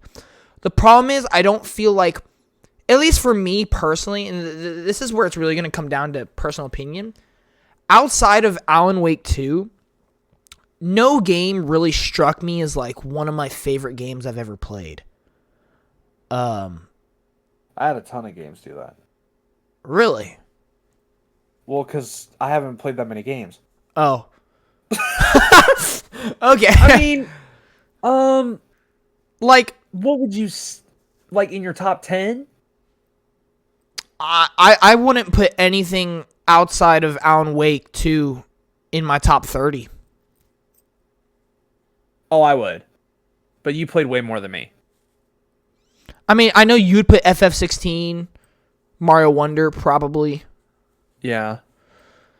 RE4. Oh, see, well, okay, well, hang on. If we're including remake, I don't even know if I'd still Yeah. put that in my top 30. I don't know. Dang. Dead Space? That's definitely the I think highest it on my was list. close. I just don't know the top 30. Like, I think it's a phenomenal game, but I can't say it's like one of my favorites, you know? Like, because like favorites is like favorite game has to just have that like feeling to it, and I just don't like. I don't know. Yeah. Like, honestly, the only other one that I would maybe consider is like close to my favorite is honestly a Hi-Fi Rush. Like, I really love that game. It has like one of my favorite scenes ever. Yeah. But like there was just a lot of great games is really what I think this year is. It's a honestly overwhelming amount of great games. Like I don't. literally before Alan Wake 2, my game of the year was Dead Space Remake. So that should probably tell you something. Like, Let me see. it's hard whenever I don't really know what my game of the year is because nothing like stuck out as a definitive game of the year to me until Alan Wake 2. Yeah. But like I said, there's a lot of great games. Like I would say 70% of all the games that came out this year are like 8 or above in my opinion. Like there was a lot of great games. A lot of great games. But I can't say there were a ton of 10 out of 10s apart from the remakes that were already 10 out of 10. Yeah. There's so... God, dude. I mean, making my tier list preparation kind of like testing it. I'm like looking at my list. And God, dude, there's so many good games. Yeah, there's a lot. Like I think in terms of quantity, I think it slaps completely. Like I think it's hands down the like best year ever. Like like I don't know, it's just really hard because like I said, there's not many of my favorite games. Like because if I look at some other games, I have like 2020, Ghost of Tsushima and FF7 remake both came out, and both of those are in my top 10. So it's almost like, well, then maybe I should like that year better. But at the same time, this year had so much more quantity that I'm like, well, no, I kind of like this year better because there were so many great games.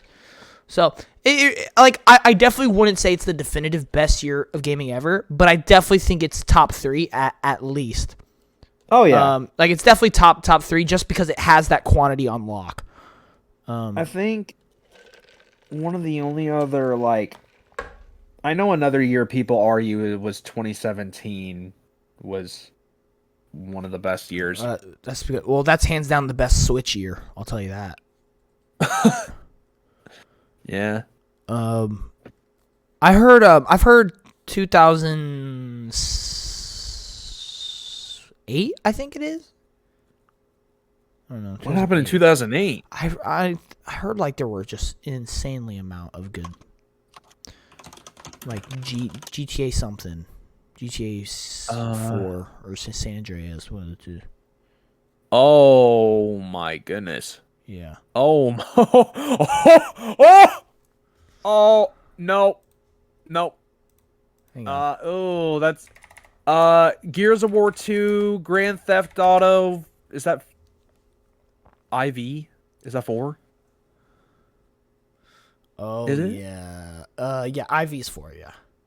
Yeah, Grand Theft Auto 4, Gears of War 2, Mario Kart Wii, Little Big Planet, Dead Space, Metal Gear Solid 4. Oh my goodness. Yeah, that's pretty And then 2018 in my opinion is one of the GOATs as well. Yeah. But PlayStation low-key carried that year for the most part. But yeah, pretty much the positive thing I want to leave off of is apart from the issues, we kind of are in like a golden age of gaming right now because we've reached like such a high level of technology where like we're basically getting like all the dream games now. Like developers are able to like fully realize their dreams and just make absolutely fantastic games, and we're getting so many different types of games. Like we literally just had Hogwarts Legacy, we had Harry Potter, Star Wars, Marvel, and so many other IP all in the same year. Like big AAA games too. Like it really is great. And the thing I want to leave off on is wait. I have a funny thing. Okay. I just have a funny thing I want to ask. Will 2024 be better than 2023? I do not think so. I don't either. But I think it's gonna be. Now wait a minute. Here's what I will say.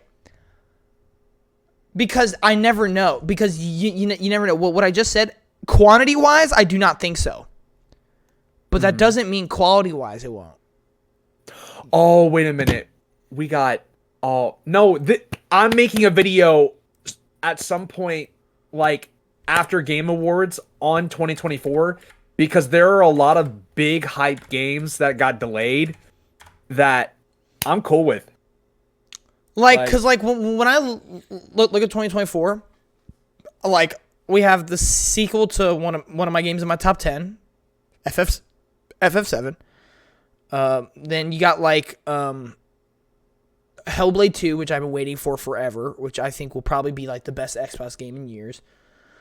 And then you have the new Switch that'll probably come out, which who knows what that will entail.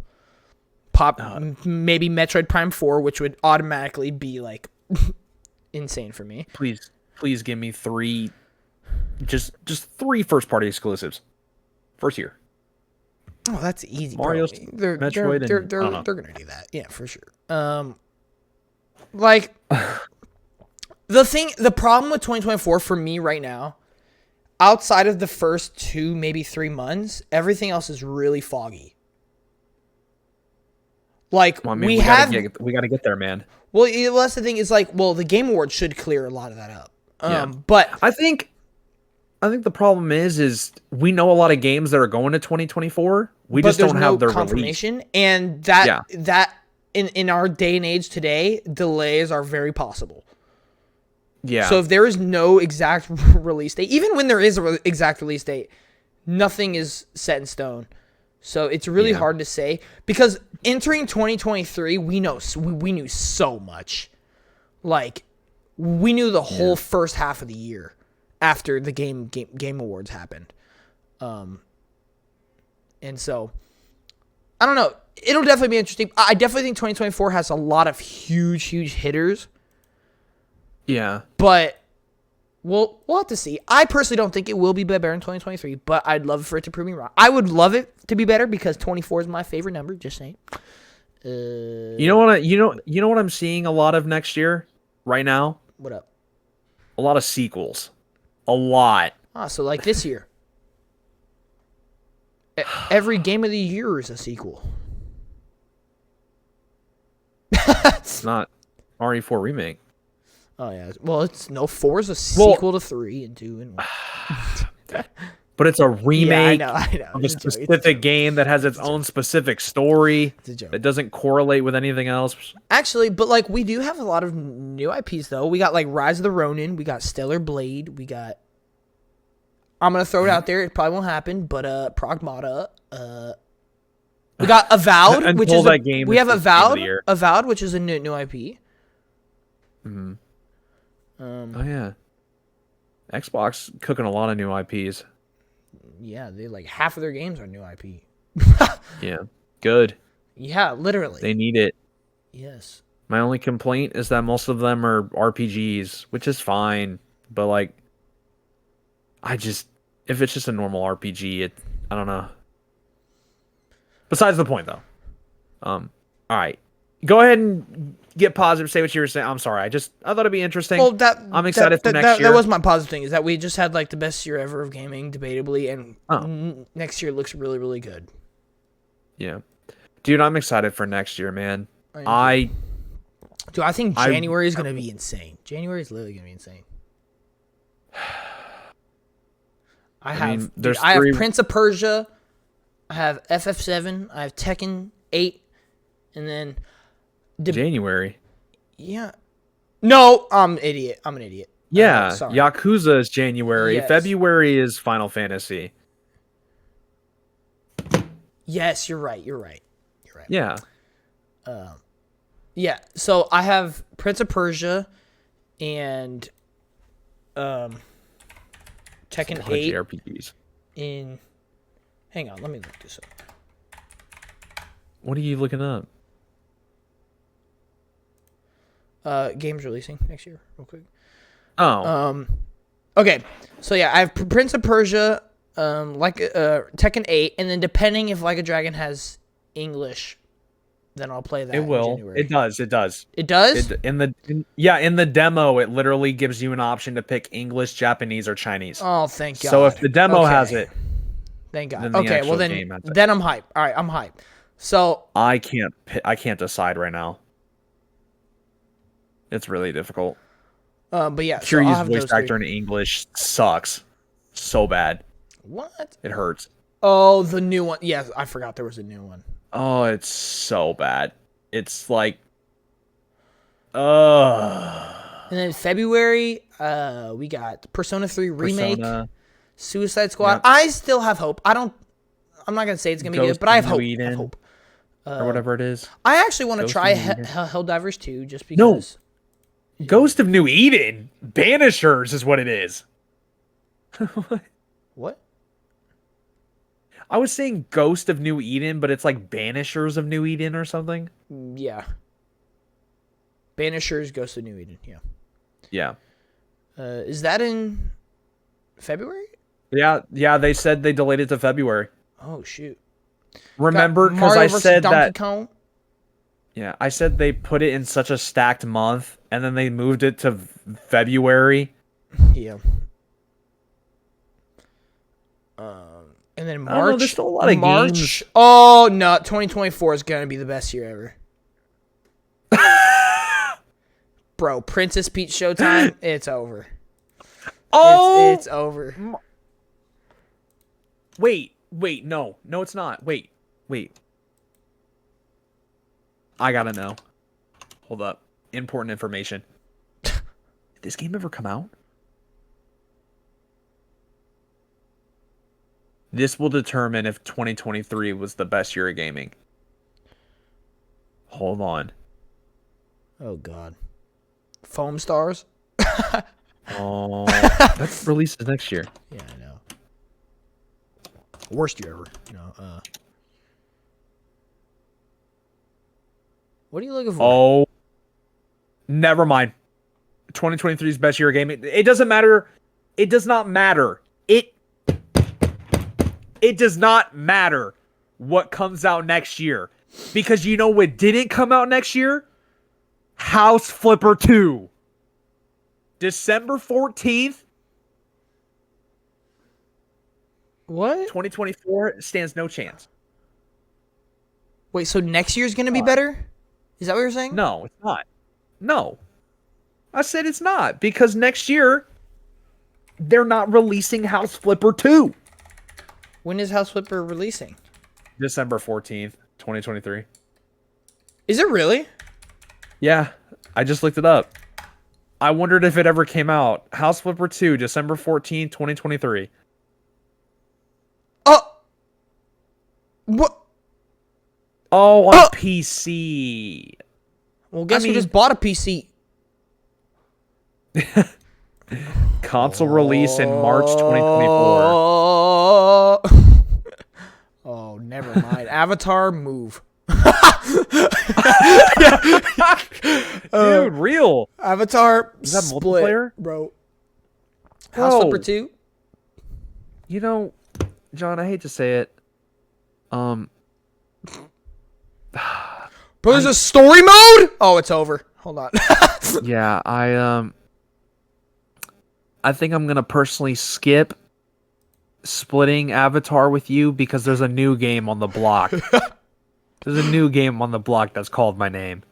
Oh, dude. I know. And that is House Flipper 2. Dude, let me tell you. Can I pre-order on Steam? Hold on. Is this the thing I can do right How now? much is it? Hang on. I don't know. It's probably like $30 is my guess. Hold on.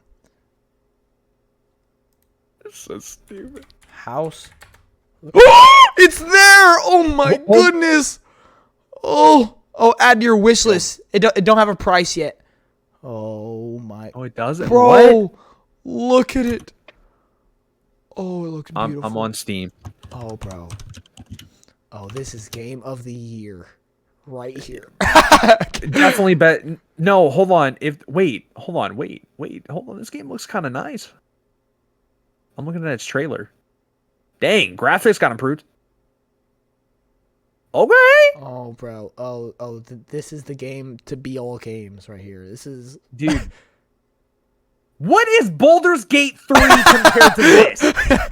Oh, it's funny. It's nothing. Best indie game? This should take Baldur's Gate's place right here. Dude. Yo, House Flipper 1's on sale, 60% off Actually- right now. Actually, no. Dave the Diver, get it out of there. People want Baldur's Gate 3. Dude. No, House Flipper 2 instead. I can't believe this game's actually You know- coming out. Oh my gosh. We're not even gonna include House Flipper 2 into Game of the Year contender because it's not fair. It's gonna win. It's no just matter what. automatic. Yeah, it's just automatic. Yeah. So there needs to be competition. Hold on. Does it say if it's online at all? No, it's just single player. Dude, no, dude, that would have been insane. Oh, I don't know anymore. I mean, but that house flipping though. Oh, bro. Yo, I'm actually. I don't know how. Yo, so December's more packed than I thought. Okay, baby. We could. One other game. Bro, that's the only Actually, game I need. What are you talking about? Dang, bro, this game requires. Oh, actually, I can run that. Dang, bro, this game. You need a processor stronger than what it takes to run Sonic Superstars. This game is more powerful than. Of course it's Wow. powerful. It's House Flipper 2. What are you talking about? You're so right. This game requires you to have more specs than Alan Wake 2.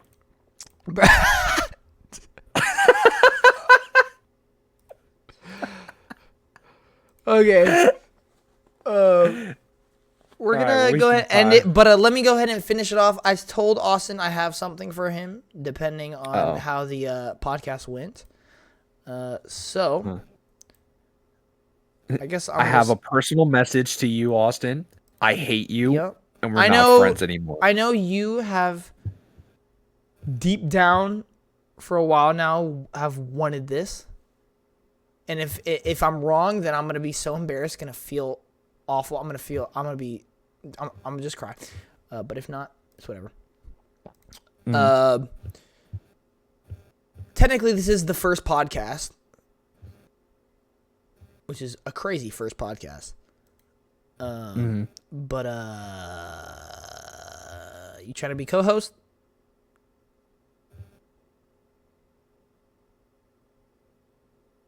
And you can say no. You already know the answer. No.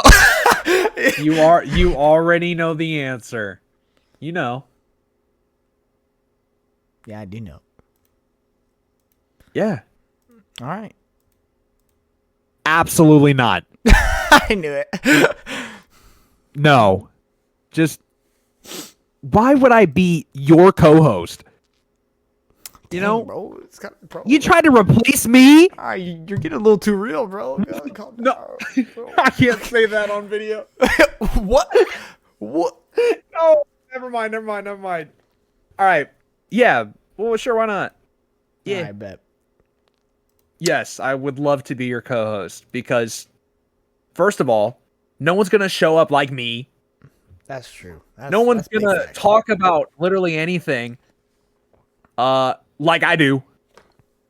I was. No one's I gonna did plan on doing it by myself for a while now, but after like watching sounds all these boring. IGN podcasts and everything, I've realized I need somebody to talk to. That's just a podcast by yourself is really boring. Yeah, it is. That's like And I You're just talking figured, to a camera? figured we're so close to a new year. We're so close to a big event that's gonna show so many new games. No better time to kick Yeah. it off than now. So, that's all I'm looking forward to. what? Oh, the announcements and Just- trailers. The trailer. know, bro. The awards are Welcome to club. bro. It's actually a joke. It is. I'll show you the Alana Pierce video right after this if you don't believe me. That's fine. I just wow. Thank you. You know what? I'm making a change. I'm changing my ways. I now understand. You will no longer hear from me anymore about Metacritic scores because I don't care. I'm going to ask you how you feel about what you like about the game. Why do I have to worry about everyone else when I could trust your opinion more than someone who probably doesn't really care about the game and got paid to play it? They do get paid to play it. Like, I know, but I'd rather someone pay money out of their own pocket to play it because they wanted to play it. I was literally apologize, watching. Sean. I was literally watching. Actually, one of the IGN podcasts. The guy said he was literally just playing Starfield for work, He didn't want to play it. He was just playing it for work. I'm That's like, wow. crazy. But I'm sorry, John. what? I'm very sorry. Oh, I don't know. you're all right. For taking so long to understand. It's okay. It's all right. We will become stronger from this. Okay. All right. All right. We're going to end it there. 3 hours, 35 minutes. Very solid. Oh my god. Yep. All right. We'll see you in the next Help. one, guys. Remember, Gaming Night. Gaming is a multi-platform entertainment, recreation. Play your way, guys. Do what you got to do. Enjoy what we love. Video games. That's all you got to do. I came out with that intro off the top of my dome. Definitely going to have to refine that a little bit next time. But anyway, thank y'all so much for watching. I'll see you in the next one. Johnny Moore out. Peace. See ya.